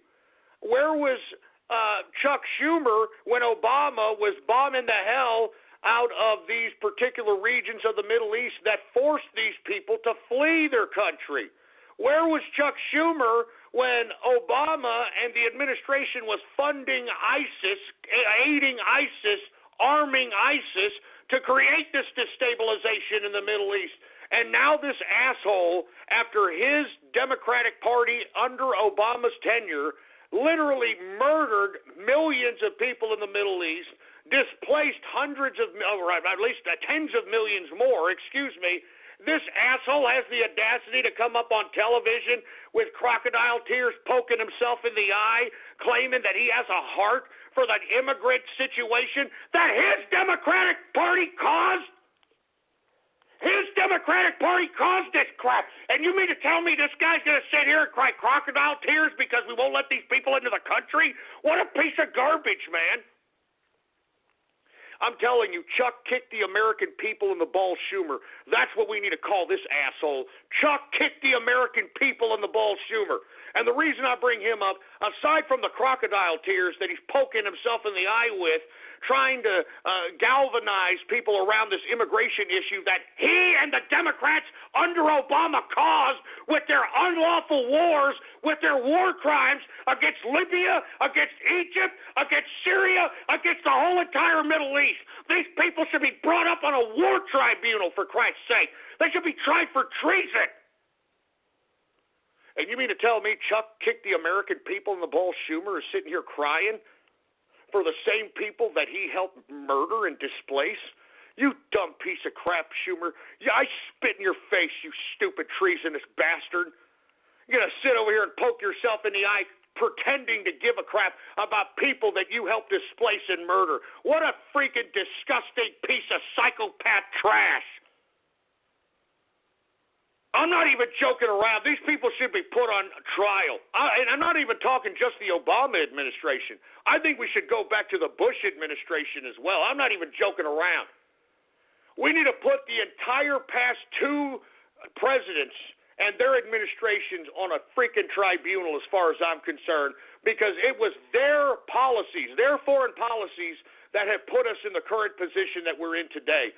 We have spent $14 trillion on wars that have gotten America nowhere but have progressed the globalist/communist agenda. $14 trillion spent that we are lent, that's lent money, on wars that have accomplished nothing but the globalist communist agenda. I want to keep repeating that because this is a fact. This is an absolute fact. We have spent $14 trillion on wars that have gotten the United States nothing, but has progressed the globalist communist agenda. So we have literally funded the globalist agenda, folks, out of our backs, out of our tax dollars. And aside from that, let's go back to stimulus package 2 again, okay? This is why you've got so much opposition against Trump.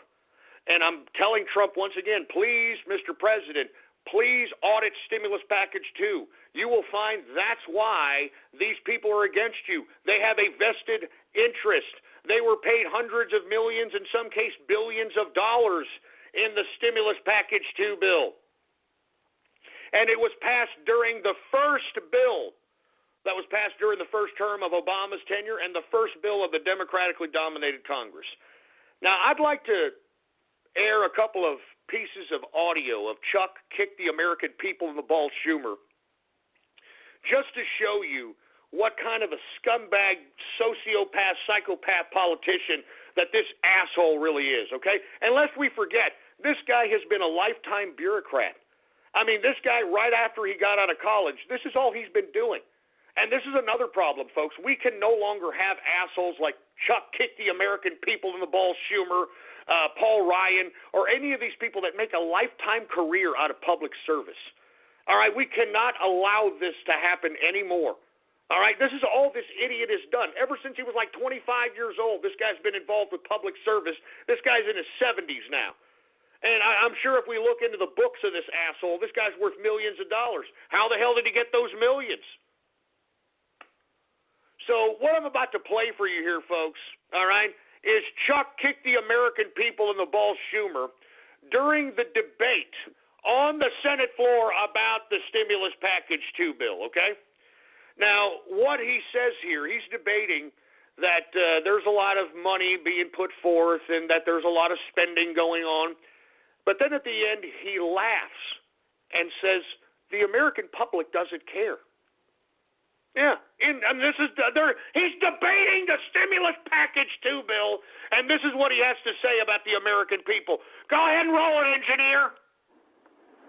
And let me say this to all of the chattering class that so much focuses on those little tiny, yes, porky amendments. The American people really don't care.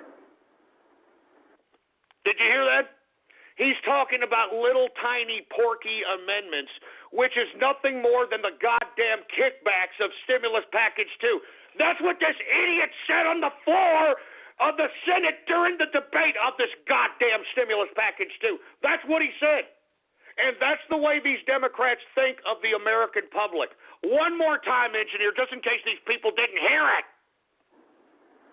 And let me say this to all of the chattering class that so much focuses on those little tiny, yes, porky amendments.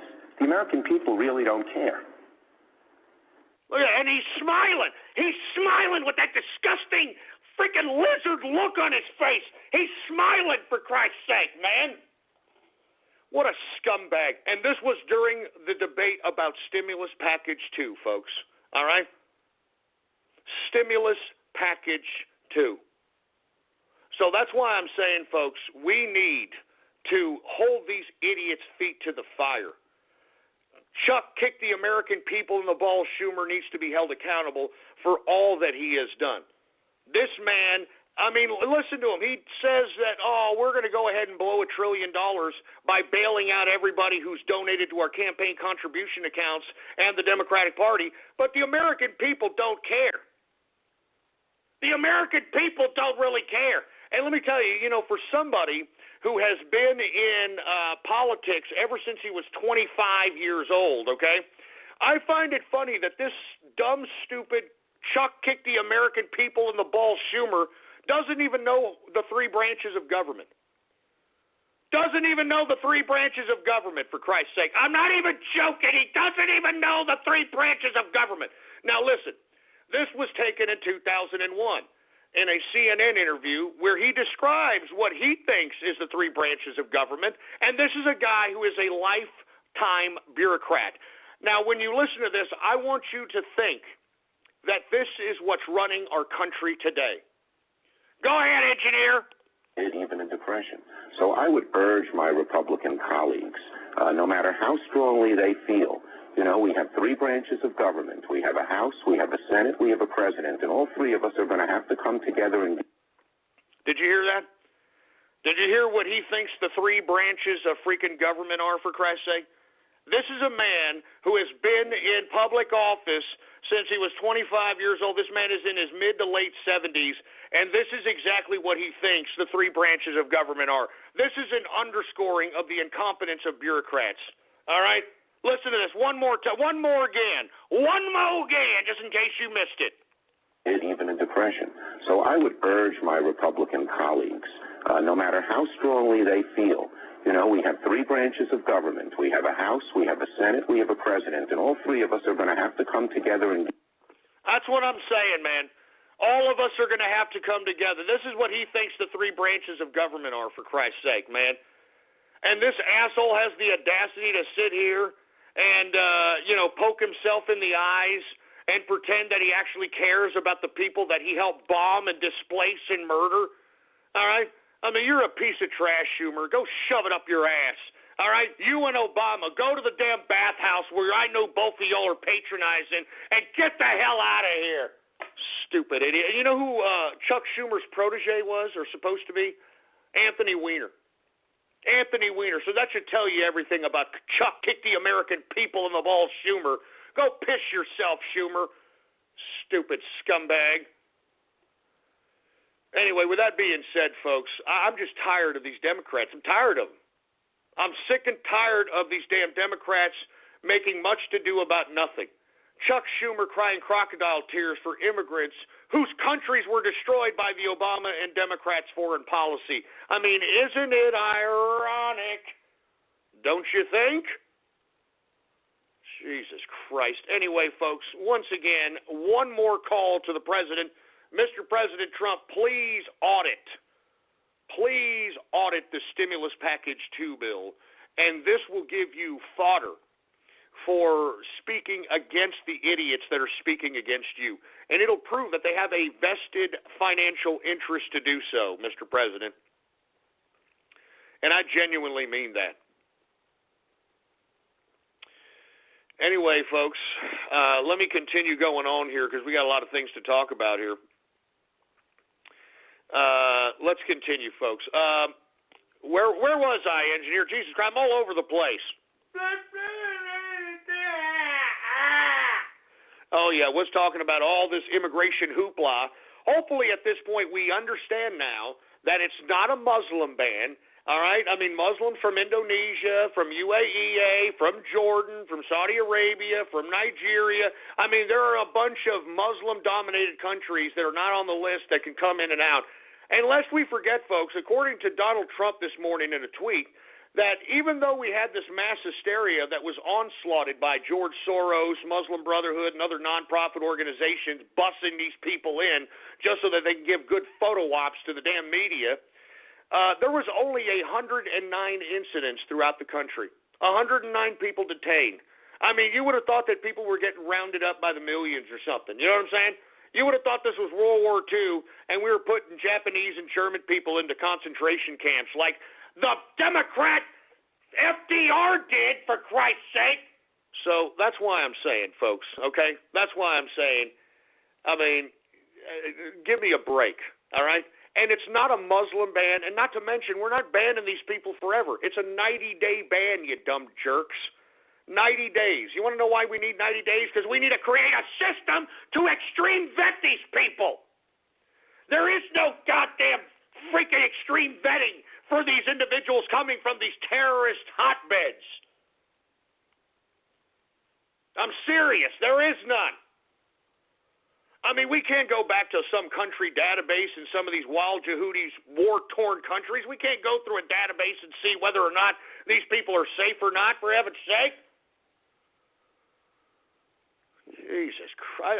I'm telling you, man. I have no idea where you idiots are coming from on the left. But I'm tired of dealing with you. You people are stupid. All right, and I spit on you people. And speaking of executive orders, folks, Trump signs. I mean, he signed so many, it's unbelievable. All right, I mean, he has signed the strip down of Obamacare.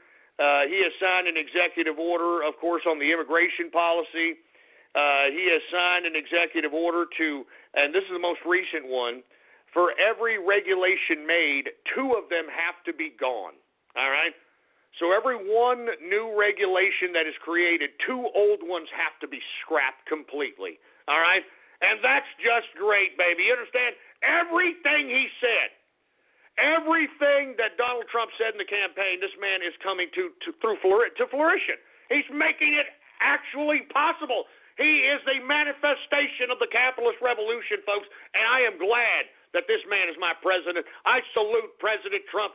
I have never been more proud of my president in my life. I'm going to be honest with you. Never been more proud of my president in my goddamn life. So anyway, with that being said, because Donald Trump is making waves and you've got a lot of these liberal agitation groups mobilizing these big protests across the country for good photo ops for the in-the-pocket lamestream, mainstream media of the Democrats, we're starting to see some dragging of the feet of the Republicans in Congress. I have yet to see Republicans act on anything as it pertains to Obamacare. They're sandbagging Obamacare. It's obvious that many of the Republicans may not want to take away Obamacare for whatever reason. Maybe that has a lot to do with the insurance companies and pharmaceutical companies paying their campaign contribution accounts. I don't know. But they're dragging their feet on Obamacare, and not to mention, I haven't heard one iota in the Congress about tax cuts. Where are the tax cuts, Republicans, you stupid, ungrateful bastards on Washington? God damn it, man, this is what I'm telling you people. We got to hold these people's feet to the fire, man. We cannot allow these people. We cannot allow these people to think that they can continue to drag their feet on legislation anymore. I mean, folks, I am encouraging you. Call these people. Tweet at these people.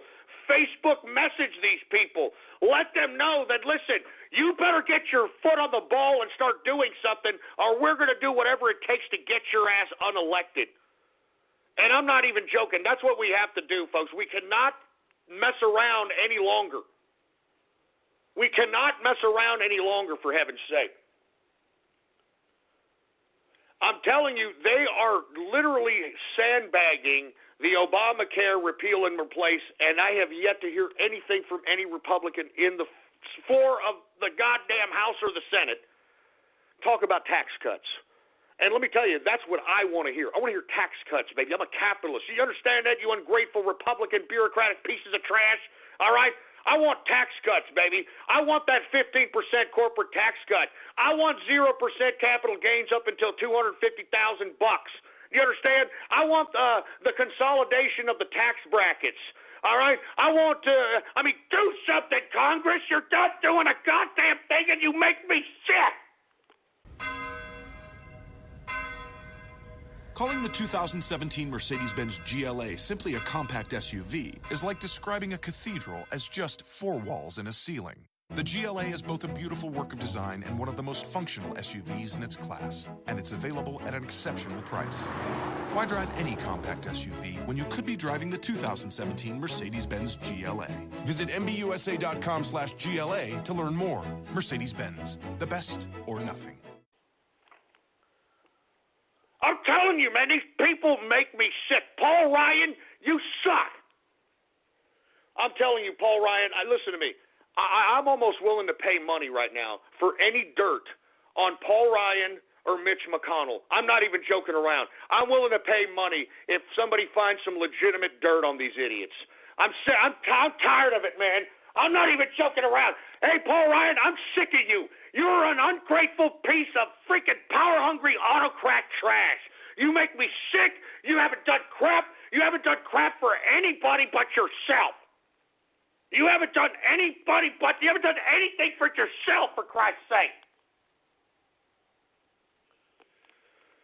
So let me tell you something. I'm willing to pay money here. I'm willing to pay money. Anybody who's got any kind of dirt on goddamn Paul Ryan or Mitch McConnell or any of these other establishment Republicans that are sandbagging the tax code, that are sandbagging Obamacare, I'm tired of it. It's time to unearth these people's dirty laundry, for Christ's sake. You dumbasses out there in Congress, and you want to play rough, Y'all want to play games, for Christ's sake? We can play political games out here. We're going to hold your feet to the fire. We're going to make sure to expose every goddamn skeleton in your closet if you do not fulfill your obligation of what you were voted in to do. Do you understand, you Republican pieces of trash? You better do what you're voted in to do. If not, I'm not even joking around. I'm going to pay top dollar for anybody who's got any goddamn dirt on any of these pieces of Republican trash. I'm not even joking around. Sandbagging the damn Obamacare repeal and replace, and where are the damn tax cuts? Where are these tax cuts? I mean, that's what'll shoot the arm of the economy with some adrenaline, for heaven's sake. Where are the tax cuts? They're sandbagging. I'm telling you, the Congress thinks that it's business as usual. They can just kind of hang out in Washington, D.C., play bachelor pad with each other at these goddamn rented-out condos, and they go out and shoot the crap at these Washington bars and crap. No, you better start doing something, you assholes in Congress and Senate. I'm telling you this right now. I will do whatever it takes to make sure that you people are exposed to the point where you are no longer politically viable. You understand that? No longer politically viable. And I'm tired of these damn bureaucrats. I mean, I'm going to continue to come up here and tell you folks, we can no longer allow people to make career out of bureaucracy. We can't do it. We've been doing it here for the past, 30, 40, 50, 60 years. It doesn't work. It doesn't work. These people do nothing. If anything, they sell us out. $14 trillion spent on wars that has accomplished the U.S. nothing, that has progressed the U.S. nowhere. The only thing that these $14 trillion of wars that we have spent have progressed is the globalist communist agenda. That's it. We have paid in blood and treasure $14 trillion and millions of American lives to progress this globalist, bureaucratic, communist agenda. Because, look, I'm telling you this right now, folks. Globalism is communism. Globalism is communism. I mean, that's why they want international bureaucratic authority like the UN. I mean, lest we forget, folks, what was Russia before it fell? It was the Soviet Union. And look at what's happening. We've got a European Union all of a sudden.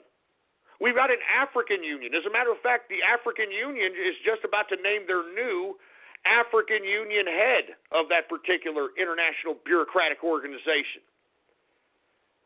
I mean, what happened? That's why I keep telling you, folks, I don't think that Russia is an innocent bystander in this goddamn globalist fight. I think they're at the bottom of what's going on globally. I'm not joking. Because let me tell you something. If Vladimir Putin was truly anti-globalist, if he was truly against the globalization, he wouldn't be even acknowledging the United Nations, let alone visiting that stupid organization. He would not even be acknowledging or obliging the World Court. He wouldn't even be attending the G20 summits. I mean, folks, you read the writing on the wall. I personally believe that Russia is at the bottom of globalism. I sincerely believe that. And what they are trying to do is trying to instigate a war so they can manage the war. Because, folks, we haven't won war since World War II. Every war that the United States has gotten in, we've managed the war. It's a managed war. It's always political correctness. We can't do this. We can't do that. All our boys are given certain directives. I mean, we got to do this. We got to do that. I mean, we're not going into any kind of military conflict to win. We're going in there to manage wars. And what does that prove? What does that do? That does nothing more than to socially organize the countries into producing for the war machine so that everybody stays busy. Everybody's, making money, whether they're working, whether they're fighting the war, whether they're manufacturing the products for war, whether they're getting the kickbacks from the manufacturer for the war contracts. Everybody's getting paid. It's a social organization mechanism. Anyway, with that being said, folks, once again, I don't mean to get off on this tirade, but the Republicans are dragging their feet on Obamacare and the tax cuts, and we can't allow this any longer. We cannot allow this. And the reason I brought up Russia is because Donald Trump is the only thing in this world that's against globalism at this point in time. And the proof is him initiating bills and Republicans initiating bills to disband from the United Nations, basically discrediting NATO, talking garbage about the EU, because this is all global communism. And I'm telling you this, Donald Trump is no communist. Donald Trump is a capitalist. And I'm telling you this right now, this man will definitely stand against the globalist system, but it's him against the world, folks. And those of us in the capitalist army, those of us in the Trump train, we have to give ourselves to this man, because it's not about him. It's about the manifestation of capitalism, the manifestation of freedom, the manifestation against the globalist machine that this man represents. It's not about Donald Trump, the man.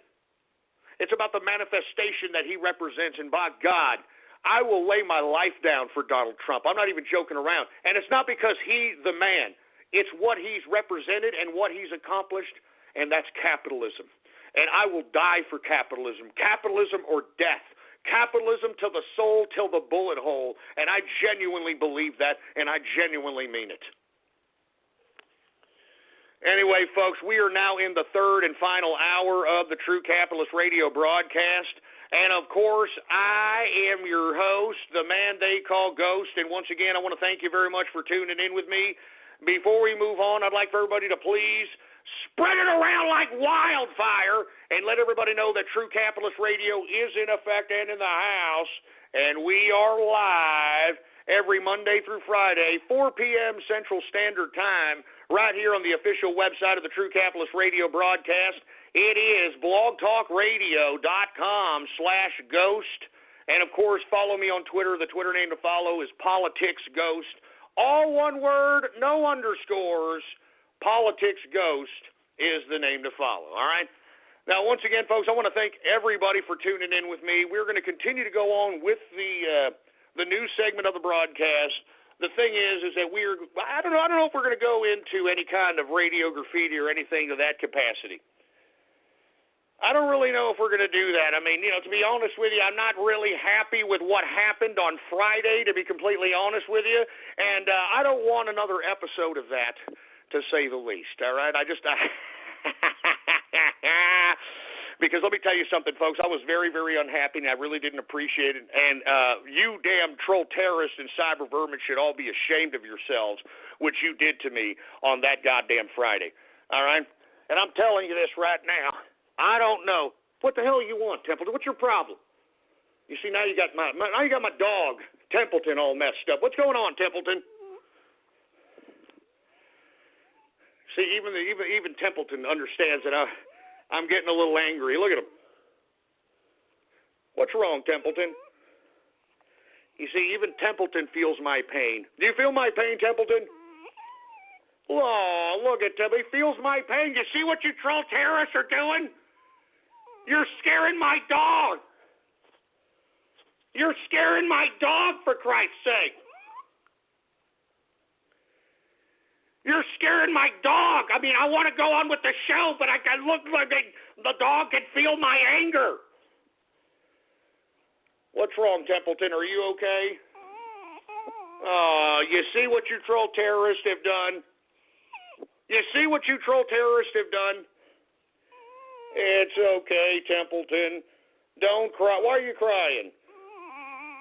No, Templeton, don't cry. Don't cry. It's the troll terrorists' fault. It's the troll terrorists' fault. Oh, Jesus Christ. Anyway, folks, look, I'm going to take a break. Templeton is going nuts here. I don't know what Templeton's problem is. Hey, stop licking the mic, Templeton. Jesus Christ. Stop licking the mic. Stop it. Jesus Christ. Anyway, I'll be right back, folks. Hey, Templeton, calm down. What are you doing? Ah, damn it. Templeton, what's your problem? Ah, damn it. Let me see it. Come here. Ah, damn it. Jesus Christ, Templeton, what's your problem? You scratched the hell out of me. God damn it. God, send this to break, for Christ's sake, man. I don't want to be. Send this to break, engineer. Jesus Christ.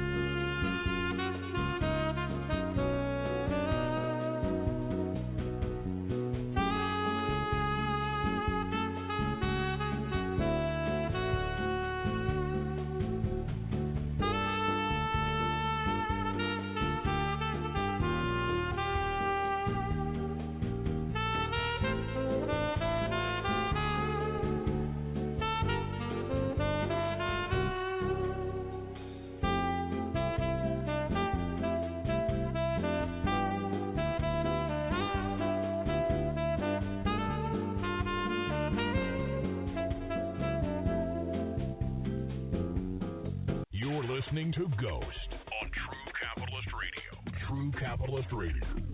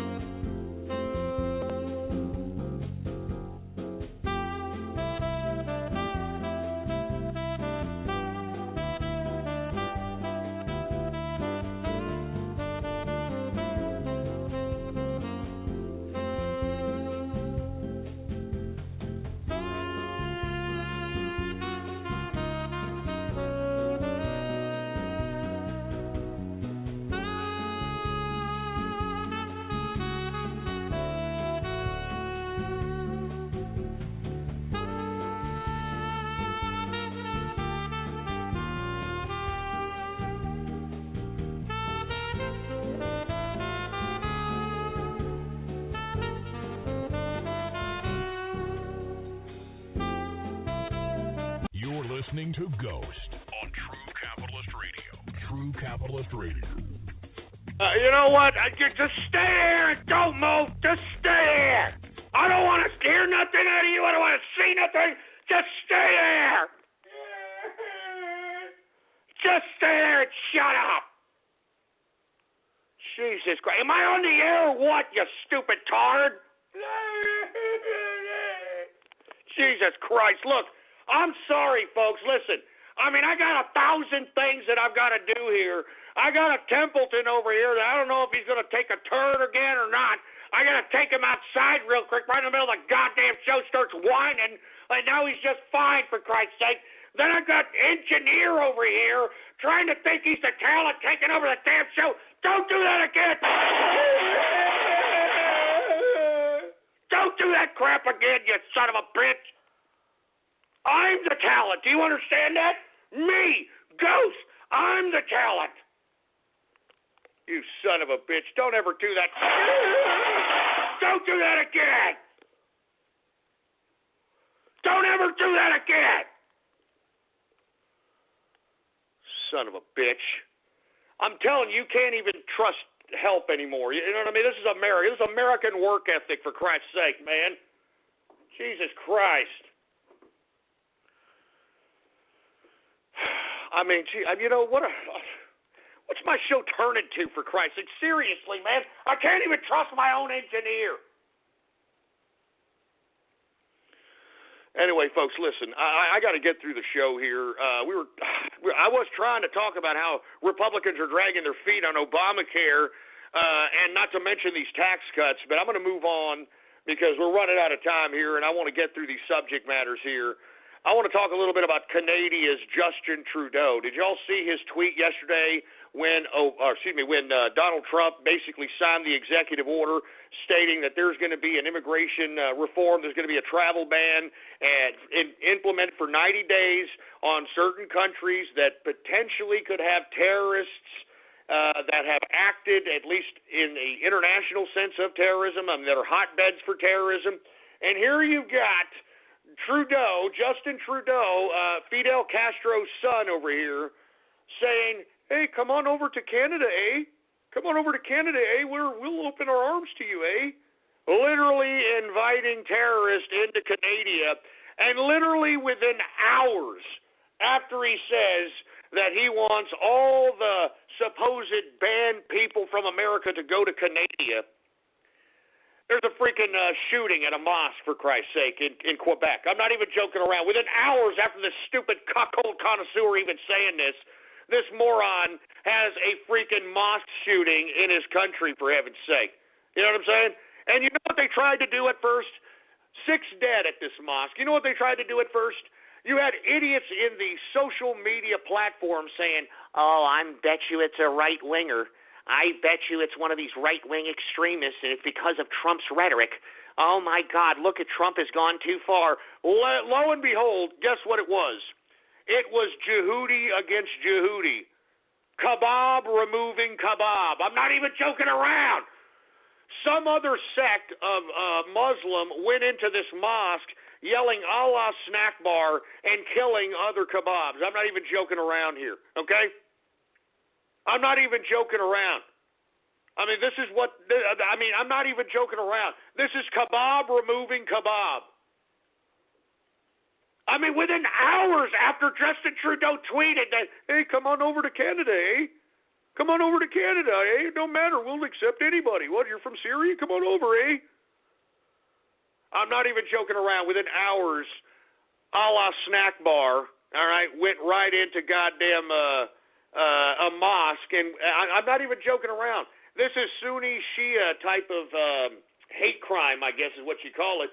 But folks, I mean, with all due respect to my Muslim brethren, I mean, this is bound to happen. I mean, these people, if we were to literally leave the Middle East, which I think we may start doing, these people are going to start they're going to start fighting each other.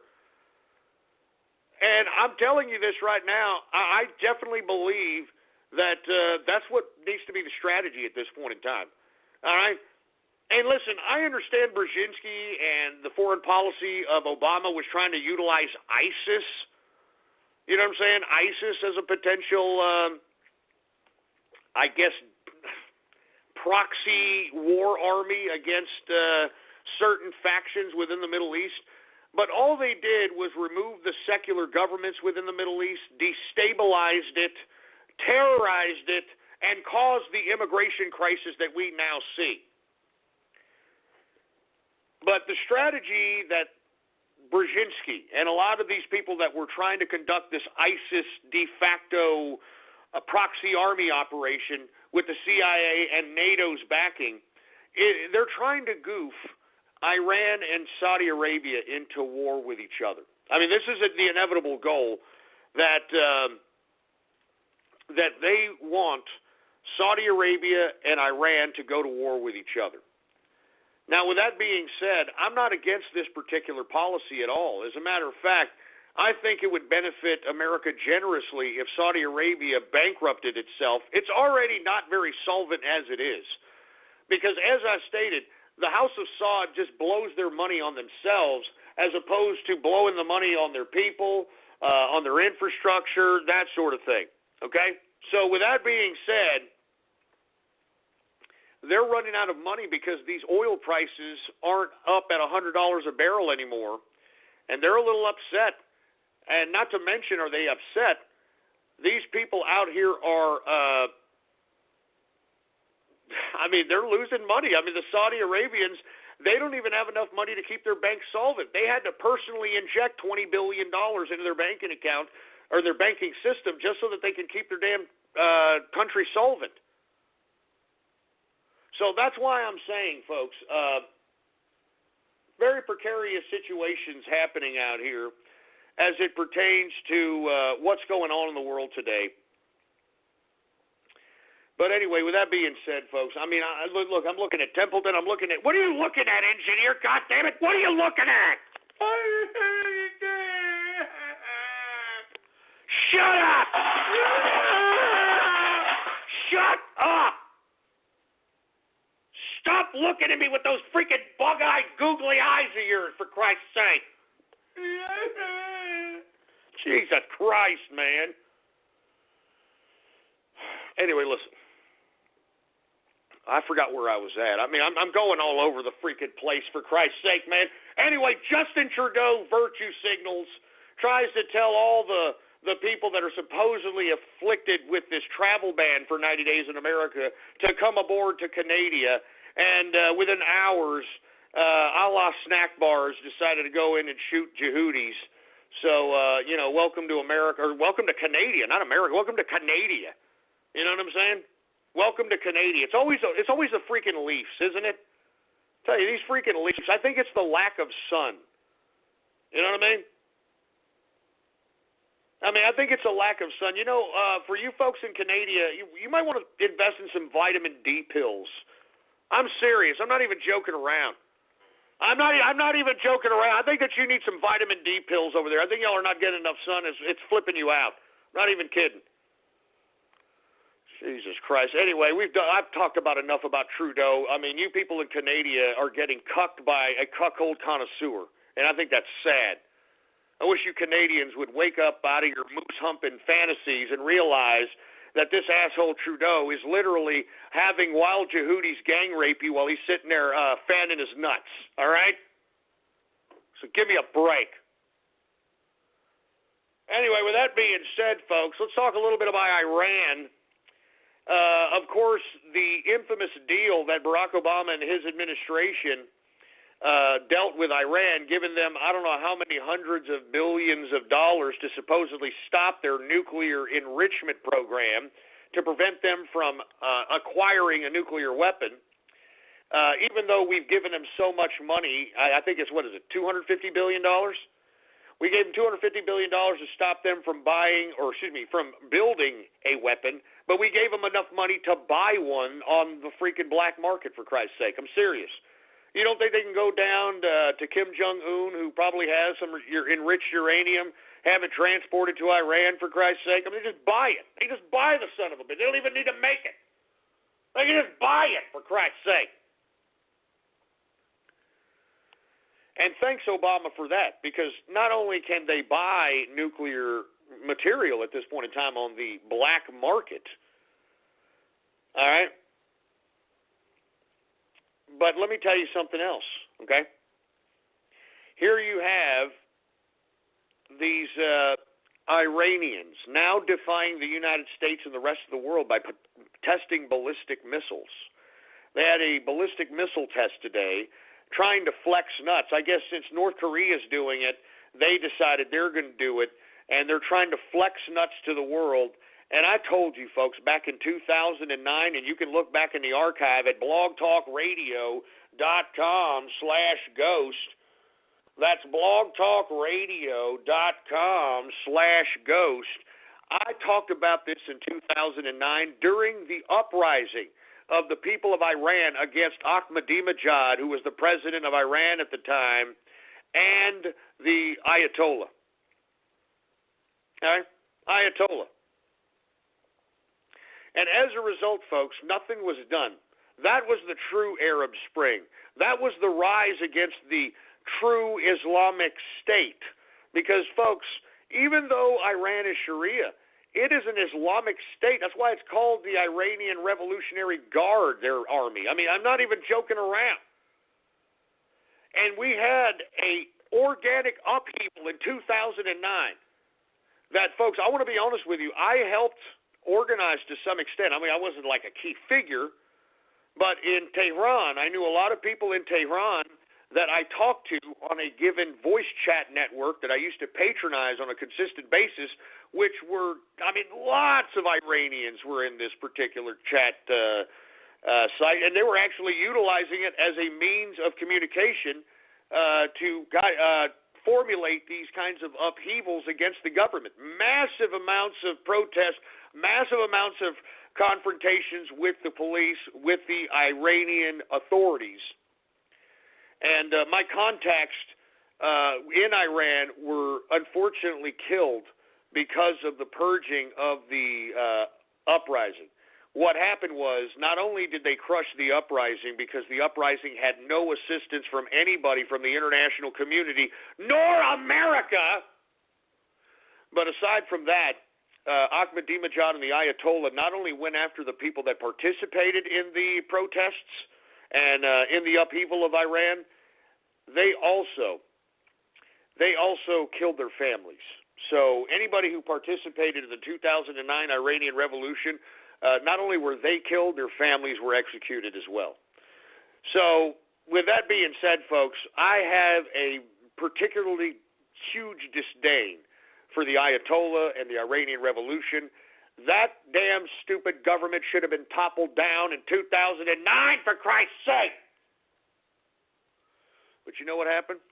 We didn't do a goddamn thing. And when that happened, I said, and I predicted back then, that we were going to one day make nuclear deals with Iran. And I said that back in 2009, right when the revolution was crushed by the Ayatollah and Ahmadinejad. I said that we would be seeing nuclear deals between America and Iran. And I said that we would rue the day. We would rue the day that we didn't do anything for the Iranian upheaval and uprising of 2009.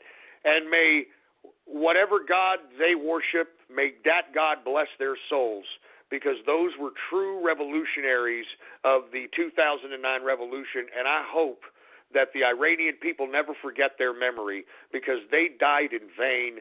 They died with no one to come to their assistance, no one from the international community, nobody from the United Nations, nobody from the United States, nobody! Calling the 2017 Mercedes-Benz GLA simply a compact SUV is like describing a cathedral as just 4 walls and a ceiling. The GLA is both a beautiful work of design and one of the most functional SUVs in its class, and it's available at an exceptional price. Why drive any compact SUV when you could be driving the 2017 Mercedes-Benz GLA? Visit mbusa.com/GLA to learn more. Mercedes-Benz, the best or nothing. Calling the 2017 Mercedes-Benz GLA simply a compact SUV is like describing a cathedral as just 4 walls and a ceiling. The GLA is both a beautiful work of design and one of the most functional SUVs in its class, and it's available at an exceptional price.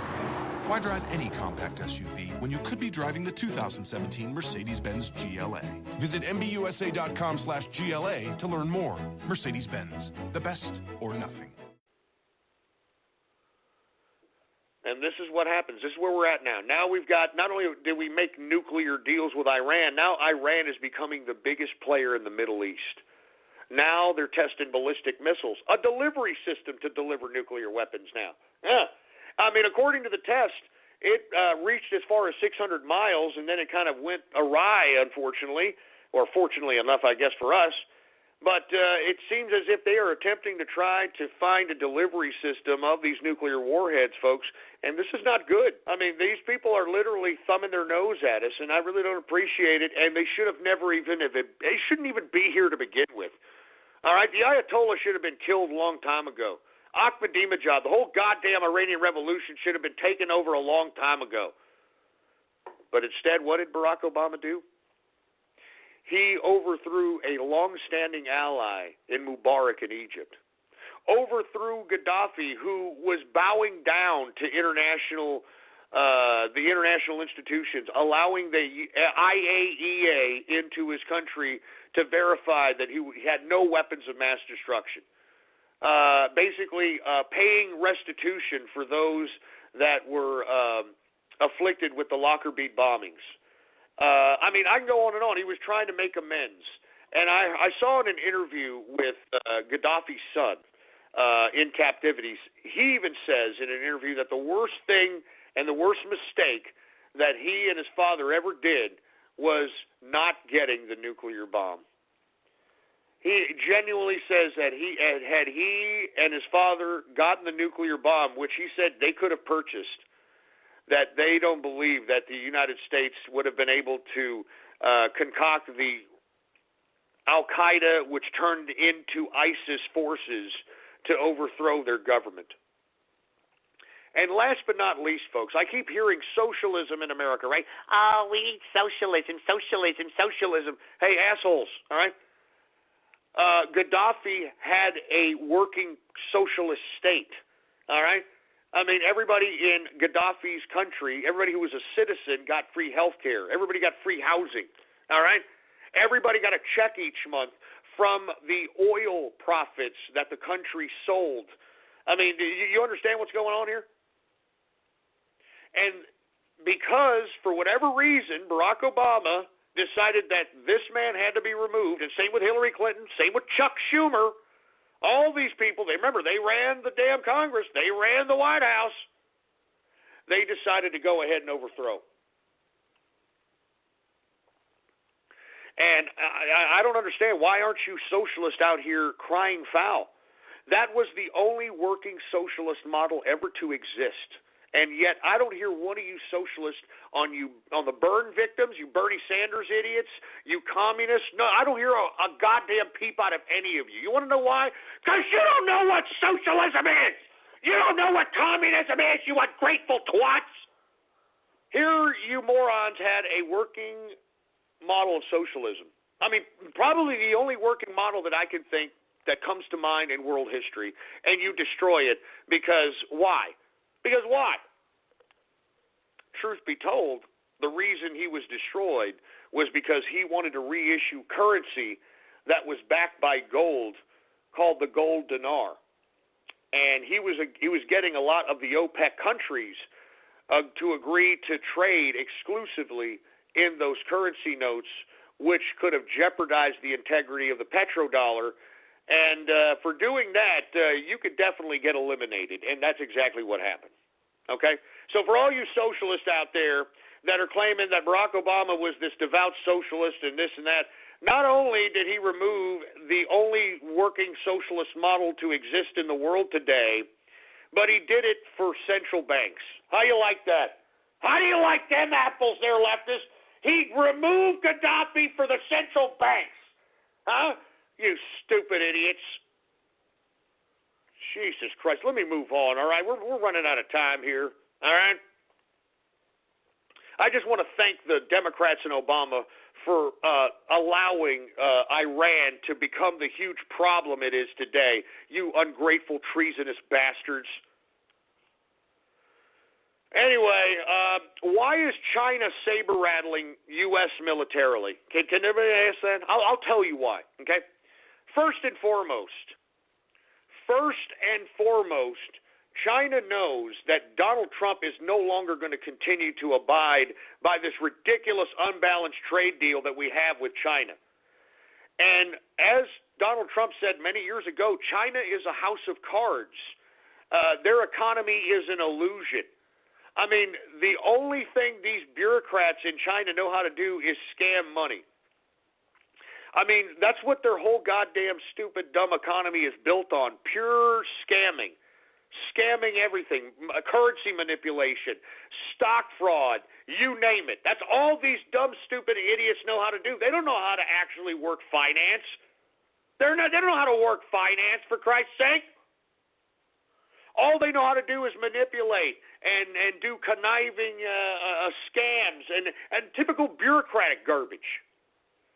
And I'm telling you, this house of cards is going to come crumbling down. Their little sustaining 7% GDP growth, that is going to come crumbling down. And you want to know why they've had a consistent 7% GDP growth that these stupid dumbasses like to tout all the goddamn time? They do it because they believe, they honestly, genuinely believe that they are the supreme model based upon the 7% GDP growth that has been sustaining itself, I believe, I guess since 1968 or something of that crap. So because they have sustained 7% GDP growth since the late 60s, they think that they're the ultimate model. But lest we forget, folks, that we, the American people, send the Chinese government, because they're the ones running industry out there, we're sending them $550 billion on an annual basis purchasing their cheap-ass Chinese goods. $550 billion on an annual basis the United States sends to China buying their cheap-ass dumb goods, for Christ's sake. And as a result, folks, that is what's propping up the Chinese economy. And China knows if there's anything taken away from that particular trade deal, I mean, even if Donald Trump cuts it a third, a quarter, a half, hell, if he cuts it all, I mean, that's it for China, man. They're completely collapsed as an economy. So what is the Chinese government preparing to do just in case that potentially happens? They're preparing for confrontation, and they're doing it in any capacity necessary. They're doing it in the South China Sea with the artificial island in the middle of that body of water, trying to muscle the people that are bordering the South China Sea. They're doing it by putting battleships in the Pacific Ocean, testing the United States in the Pacific. They're going out there trying to flex nuts with Taiwan, for heaven's sake. They're going everywhere necessary in an attempt to start a confrontation. And the reason is, folks, is because if their economy collapses, the only and last social organizing mechanism to sustain the communist government of China is for war. That's the only thing that's going to sustain China and organize China under a unified nationalist communist front. They're going to resort back to war. And let me tell you, they've invested for it. I mean, what do they got, a 10 million man army? I mean, this is not a joke. So this is why we're seeing a lot of saber rattling out of China, because they know that they are going to have their house of cards collapse right from under them. Now, with that being said, folks, we have literally criticized and talked garbage about the communist government of China.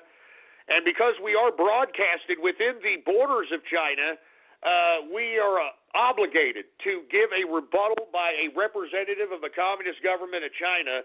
And it's unfortunate we have to do it, but we have to do it. So without any further ado, do we got him on the Hey, engineer! Stupid son of a... Do we have him on the horn? Jesus Christ. Anyway, without any further ado, folks, Mr. Fortune Cookie, are you there, sir? Oh.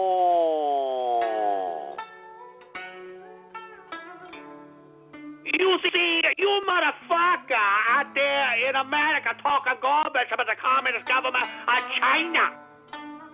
You don't know nothing, Ghost. We know our economy. We know what we do here.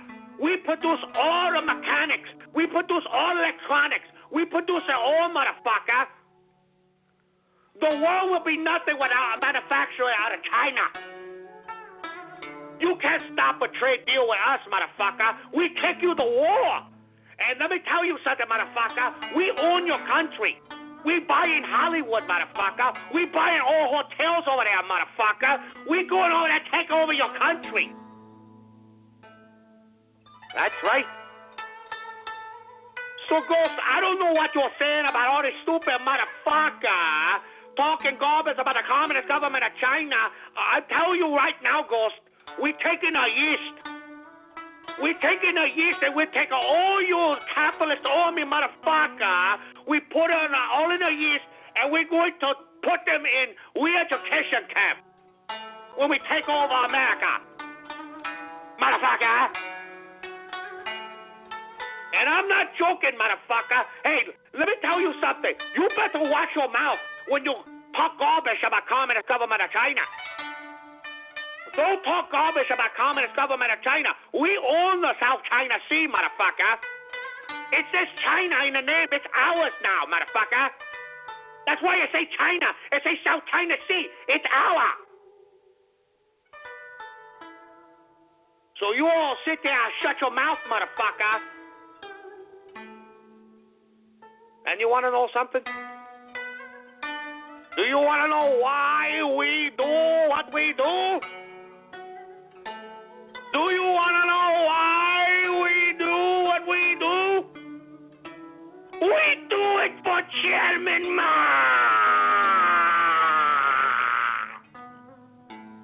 We do it for Chairman Ma.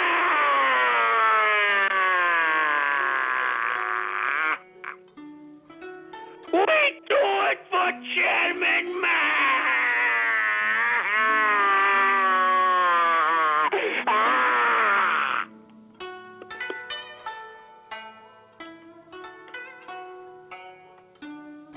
Oh no. Oh no, my stomach hurt now. Oh no. Oh no.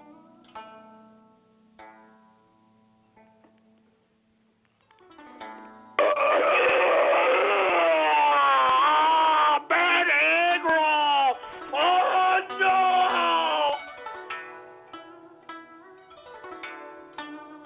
I got nothing else to say. Thank you. I don't know what I was about to do now, motherfucker. You got me confused, motherfucker. I got nothing else to say. I am Mr. Fortune Cookie. Thank you very much.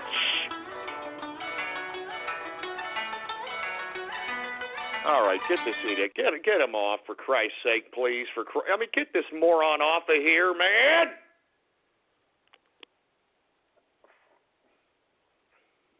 Anyway, I'm sorry, folks. I didn't mean to, bring on Mr. Fortune Cookie out here. But I have a feeling that we're going to be seeing a lot of Mr. Fortune Cookie because I don't think China is going to back down from this nonsense. They're going to continue to talk garbage. They're going to continue to saber rattle. They're going to continue to do this, folks, and that's all there is to it. All right? That's all there is to it. And we're probably going to continue to see this. We're probably going to continue to see Mr. Chairman Mao Lover, Mr. Fortune Cookie, and there's really nothing I have to. I mean, I don't know what else to say about it. Anyway, folks, listen. That's about it. I was going to talk about America's political responsibility and lack thereof, but I think we covered it throughout the show today. Now that we've got 20 minutes in here, let me go ahead and drink some beer here. All right, let me go ahead and get a beer. Go ahead and just pour this. All right, here. Let me go ahead and get a beer here. And look, I'm having a debate on whether or not I should spend the last 20 minutes on goddamn Radio Graffiti, or I shouldn't. I don't know. Because let me tell you something. I was very upset what you assholes did to me on Friday. I really don't appreciate it, okay? I really don't appreciate it one bit. I deserve a little bit of respect, all right? Especially when I uncovered the fact that Richard Spencer and his wife are a bunch of goddamn commies, all right? A bunch of Russians, all right? A bunch of neo-Bolshevik idiots, all right?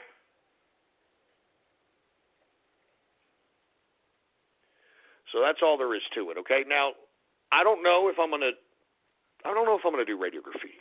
You know? Maybe I should make you people listen to me drink beer for the last 20 minutes of the broadcast. How you like that, huh? How you like that, trolls? Huh? Troll terrorists and cyber vermin.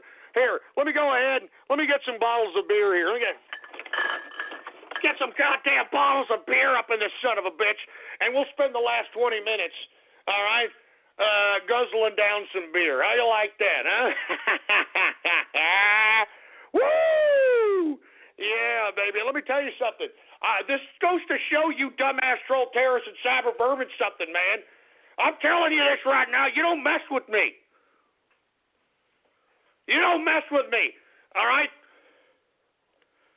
Going to sit over here and try to threaten me about Radio Graffiti, for Christ's sake. As a matter of fact, I'll take a couple of Twitter questions. How you like that? We'll do some Twitter questions right now. Folks, if you want to ask yours truly live right now a question, tweet me something right now at PoliticsGhost, okay? All one word, no underscores, PoliticsGhost.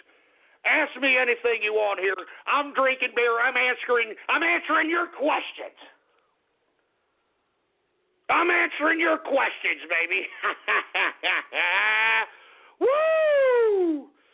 Oh, my God. Anyway, here we go. What kind of beer am I drinking? Oh, man, I'm drinking some Spaten. I'm telling you, some good beer. It's good stuff, and it got three different ones as well. I mean, the Optimator is hardcore. The Oktoberfest is, a little bit of a medium, and then the lager is just so smooth, man. It's like 6%, almost 6%, smooth as hell. One of the best spirits that I've ever drank, in my personal opinion, man. I mean, I could drink 20 of this and get hammered as hell, and literally nothing wrong with me the next morning, No hangovers, no like, oh, my stomach's upset, none of that stuff. No, not at all. Now, you start drinking some of that, some of them Wettas, that's a little bit different story, all right? That's all I'm saying. That's from my personal experience, all right? Somebody's saying my audience is 90% trolls. How the hell do you know? Seriously, how the hell do you know that my audience is 90% trolls? What, because there's like a couple of hundred tards that are in some brony chat? I mean, give me a freaking break, man. All right, I mean, come on. I mean, I look at the stats of my show, man. I mean, I average anywhere from 50 to 70,000 people live every goddamn day. And most of those people they're on Twitter. They're not into all this stupid, dumb internet crap. All right? So give me a freaking break. Why don't you show up to protest and start swinging? I've been tempted to do it. The problem is I'll be charged with a hate crime. I'll be charged with the hate crime, and then they'll throw my stupid happy ass all over the damn mainstream media saying Trump supporter commits hate crime on illegal immigrants infringing on their sovereignty. I mean, that's stupid. Infringing on American sovereignty is what I meant to say. Anyway, let's continue going on here, all right? Let's continue going on. Anybody got any other questions here? All right, tweet them at me at PoliticsGhost. We're taking Twitter questions for the next couple of minutes. All right? The best wine, I can tell you the best grape that I like. I love the Malbec grape. The Malbec grape is so smooth, so great. It's a South American Argentinian grape that's just mwah! It's beautiful. Who's going on here? How about I'm trying to look at these are stupid dumbass questions, for Christ's sake. I mean, give me a break. How is Chief Slapaho and his tribe feel about the pipeline? Well, you know what? I don't really care what they think because they're going to get paid. All right, they're going to get paid and they're going to drink all the fire water they want. So give me a break. All right? Jesus Christ. Actually, a lot of people also listen on various local radio stations around the world, so it's much more than those 70K. Yeah, you know what, to be honest with you folks, I am actually relayed on Philippine radio, I believe. I think I'm on Sri Lankan radio. I'm talking like regular terrestrial radio. I'm not even joking around. And so, yeah, there's a lot of people from all over the world that are listening. It's rather great. What's going on to all over the world? I don't care where you are. What's going on? From America, God shit. Wait a minute. I can't sing that song because then I'll have to pay a royalty to somebody who wrote it, who happens to be Jewish, by the way. Anyway, which do you prefer when doing tax, yourself or someone else? I do my own taxes all day, baby. The only thing I do is kind of run it through a tax attorney, just in case, just so I can have somebody oversee it, but that's just typically to validate anything, or if I misplaced something, or if I misinterpreted something, or something of that capacity. What are your prospects for San Antone, especially for entry level? Man, I have checked out the job scene in this town. What a joke. Are you kidding me? You know that bureaucrats in this town make like $15,000 a year more than the average person in this San Antonio city?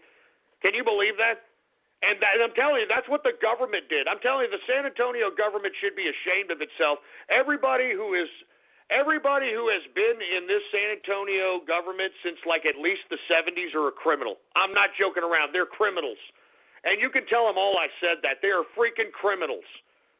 The San Antonio government is a criminal organization that is obviously fleecing all the taxes of this city. I'm not even joking around. I mean, I read in the budget here, I think it was because they have the budgets there for everybody to download. As a matter of fact, all cities should have it. I read that they spent $25 million or $20-something million on some art piece that is now in the middle of some convention center down here, named after some congressman commie.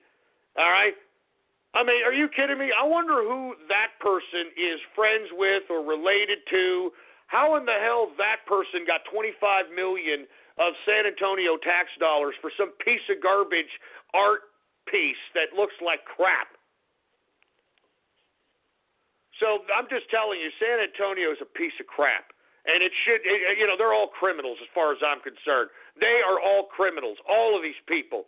As a matter of fact, you've got San Antonio councilmen championing this whole goddamn immigration crap. All right? And they should be ashamed of themselves, all of them. All of them! When should you go into silver? I think you should go into silver now, man. I mean, what are you doing? What are you waiting for? You know what I'm saying? Well, what are you waiting for, man? It's not going to go below $10 an ounce. I'm telling you this right now. There's too much uncertainty. You know what I'm saying?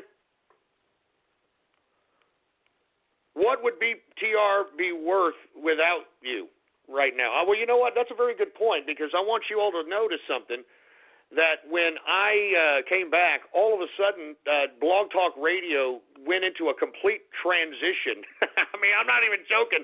They have done a 180 on their site, for Christ's sake, and you can't blame them. That's why I keep telling you, folks. And, people say, well, Ghost, you're not on, the top, the podcasters on Blog Talk, and, that's because they don't give me my props that I deserve, okay? And the reason is they don't want to be known for condoning whatever the hell I'm saying on this broadcast, so that's why they're not going to put me on. And not to mention, I don't open up my chat room, which is another mechanism of trying to, put somebody at the top of the Blog Talk Radio list at the bottom. I am one of the most underrated podcasts out there today. Most underrated podcasts. I'm not even joking around. And it's sad that no one wants to acknowledge the fact that I've got at least, anywhere from 40 to 75,000 live listeners, and no one's giving me any respect. No one's giving me any goddamn respect. Calling the 2017 Mercedes-Benz GLA simply a compact SUV is like describing a cathedral as just 4 walls and a ceiling. The GLA is both a beautiful work of design and one of the most functional SUVs in its class, and it's available at an exceptional price. Why drive any compact SUV when you could be driving the 2017 Mercedes-Benz GLA? Visit MBUSA.com/GLA to learn more. Mercedes-Benz, the best or nothing. Calling the 2017 Mercedes-Benz GLA simply a compact SUV is like describing a cathedral as just 4 walls and a ceiling. The GLA is both a beautiful work of design and one of the most functional SUVs in its class, and it's available at an exceptional price. Why drive any compact SUV when you could be driving the 2017 Mercedes-Benz GLA? Visit MBUSA.com/GLA to learn more. Mercedes-Benz, the best or nothing. Anyway, look, we got 11 minutes in the broadcast, all right? Let me get some more beer! Let's get some more beer, for Christ's sake! Got some freaking bottles here. Yeah! All right, folks, it's 10 minutes, all right? We'll go ahead and try. We'll go ahead and try a little bit of radio graffiti! That's right, folks. Radio graffiti, the part of the broadcast where the spectators become a part of the spectacle. All you got to do is give me a call, 563-999-3791. And when I call on your area code, you got exactly 3 to 4 seconds to say whatever it is that's on your mind. That's why we call this radio graffiti. And before we get into anything else, folks, I want to remind everybody that we are going to have some Valentine's Day cards for all the folks that want to get into the Valentine's Day spirit or don't have a Valentine's. I will just come on down. All right, we're going to have 3 different options to choose from, and it's going to be a nice and expensive gift. And of course, you know, even if you don't like them, man, why don't you give the old Ghost a tip, for Christ's sake, all right? I'm here for 3 hours, 5 days a week. Who else does that? Anyway, hey, engineer. Do we got any goddamn Twitter shout-out, goddammit? Do we got any radio graffiti calls? Well, Jesus Christ. Without any further ado, let's go ahead and get to radio graffiti right now. All right, anonymous radio graffiti. I don't know when the hell I'm going to come back. I'm going to be honest with you. I don't know when the hell I'm going to come back. Tell me lies, tell me sweet little lies. Tell me lies, tell me lies. Oh, no, you can disguise. You can disguise, no, you can disguise. Tell me lies, tell me sweet little lies. You goddamn African booty scratcher! God damn it!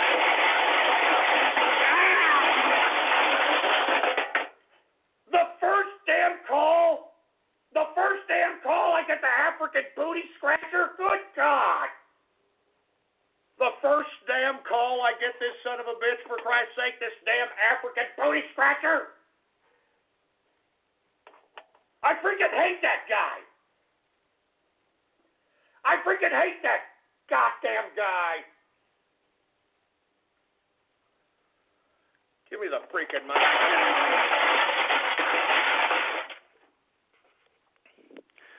Jesus Christ, you son of a bitch. Who else do we have here? How about anonymous radio goddamn graffiti? Oh, great. Helen Keller deaf mute. We got enough time for that, right? Yeah, just great. Anonymous radio graffiti. What's going on here? Is everybody is just playing with your Peter Popper now, there, boy? You just out there playing with your goddamn Peter Popper out there, boy? Jesus Christ, you people are stupid. Stupid morons. I don't know. Who else do we got? How about 609 Radio Graffiti?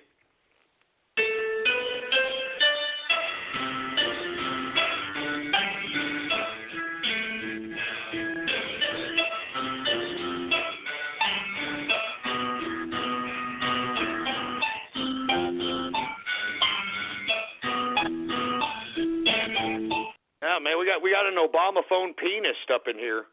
Obama phone penis. How about anonymous Radio Graffiti? Ghost, it's time for you to give me a hand job. Woo! Yeah, Ghost, come on. Harder, harder. Come on, Ghost. Slay me. Slay me, Ghost. Faster, harder, faster. Oh, my God. Oh, good God. You son of a bitch, Frog. Freaking pervert! You're sick! Freaking sick-ass, twisted, perverted frog! Stop calling me, man!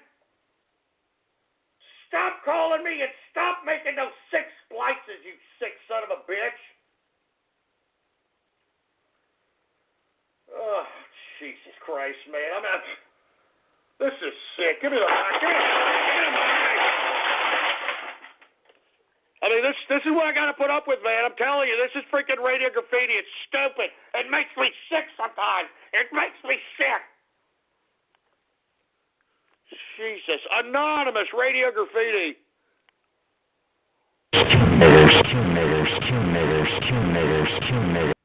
Hey. Shove it up your ass, okay? Anonymous radio graffiti. My name is Cleveland. Not good enough. How about anonymous radio graffiti? Oh, Helen Keller deaf mute. What did you just blow a fart? Did you just blow a fart, you sick, twisted prick? Jesus Christ! This guy just cut one. 405 radio graffiti. Hey, Ghost, so with tax season approaching, I had a question for you. So say you made an additional $40,000 this year. I don't know if Obama's tax policy is still in effect, but how is that going to change with Trump's administration? Because that's the one thing I didn't. Well, no, if you made it for 2016, you owe under Obama, unfortunately, baby. That's unfortunate. I'm waiting for 2017 taxes. That's what I'm waiting for. All right, that's what I'm waiting for. How about anonymous radio graffiti?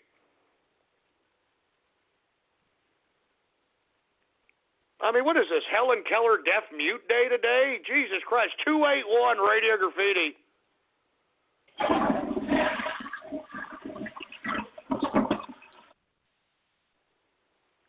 Okay, great. You flushed the toilet. I mean, what are you trying to summon some kind of a spirit? Flush the toilet 5 times in the dark and then throw some water in the mirror and say Bloody Mary 66 times and see what happens. How about 813 radio graffiti? What is your confession, my son? Last week, I spent the night with Mrs. Ghost, but to be honest, I had a better sex with V-Ray than with her. Sorry, Mrs. Ghost. The hell are you talking about? Look, was that tough guy in the African booty?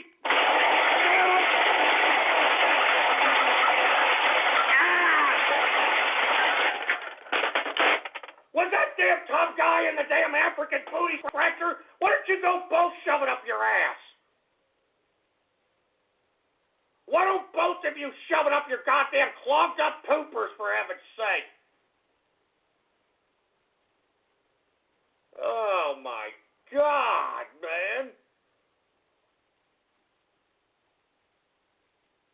Jesus Christ. Give me the mic. What the hell is going on here? What the hell is going on here? Jesus Christ. 909 radio graffiti. Oh, yes. The sight seemed to stiffen Ron's penis. Oh, Ron whipped out his cock, and it's very small, tougher than... Yeah, we get it, you sick, twisted prick. Man, I'm serious. I hope you get busted as a sex offender and they violate you in prison. How you like that? 856 radio graffiti. Hey, Patrick, what am I now? Alex Jones? No, I'm... Ghost. What's the difference?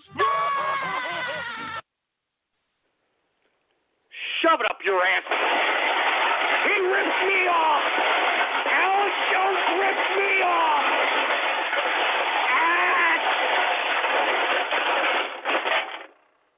That son of a bitch rips me off and everybody knows it, all right? That son of a bitch rips me off and everybody knows it. So shut up. Shut up. Shut the hell up. Just shut the hell up. me the freaking... You know what? I'm done with this garbage. I gave this 10 minutes. That's all I can give. I'm serious. I can't do this anymore. All right? All you troll terrorists and cyber vermin, go shove it up your goddamn clogged up colon pipes, all right? I'm sure you get a lot of practice at that, don't you? Especially around gym time, huh? You stupid fruit bowls. Jesus Christ. Anyway, look, I'm done with this. I'm done. Please go ahead and follow me on Twitter. The Twitter name to follow is PoliticsGhost. All one word, no underscores. PoliticsGhost is the name to follow. And, of course, the official website of the True Capitalist Radio Show is blogtalkradio.com/ghost. That's blogtalkradio.com/ghost. I mean, you idiots almost turned this into a carpet-munching Monday, but I didn't let you do it. I didn't let you son of a bitches do it. You understand that? So with that being said, folks, check out ghost.market later on this evening, folks. We're going to try to put up these Valentine's Day cards. So for all you folks that are out there in the mood for a ghost capitalist Valentine's, I'm going to have two of myself, and, of course, we're also going to have one of the engineer, which I don't even know why we should be selling one with the engineer, for Christ's sake. I mean, listen, I don't want this guy to outsell me. Because then we'll have some problems. You get that, engineer? We're going to have some problems. Anyway, folks, I'm going to be here tomorrow for a Taco Tuesday, 4 p.m. Central Standard Time. You better be here tomorrow and tell everybody you know. Tell your mommy, your daddy, your uncle, your aunt, your granny, your grampy, all your friends, everybody for Taco Tuesday.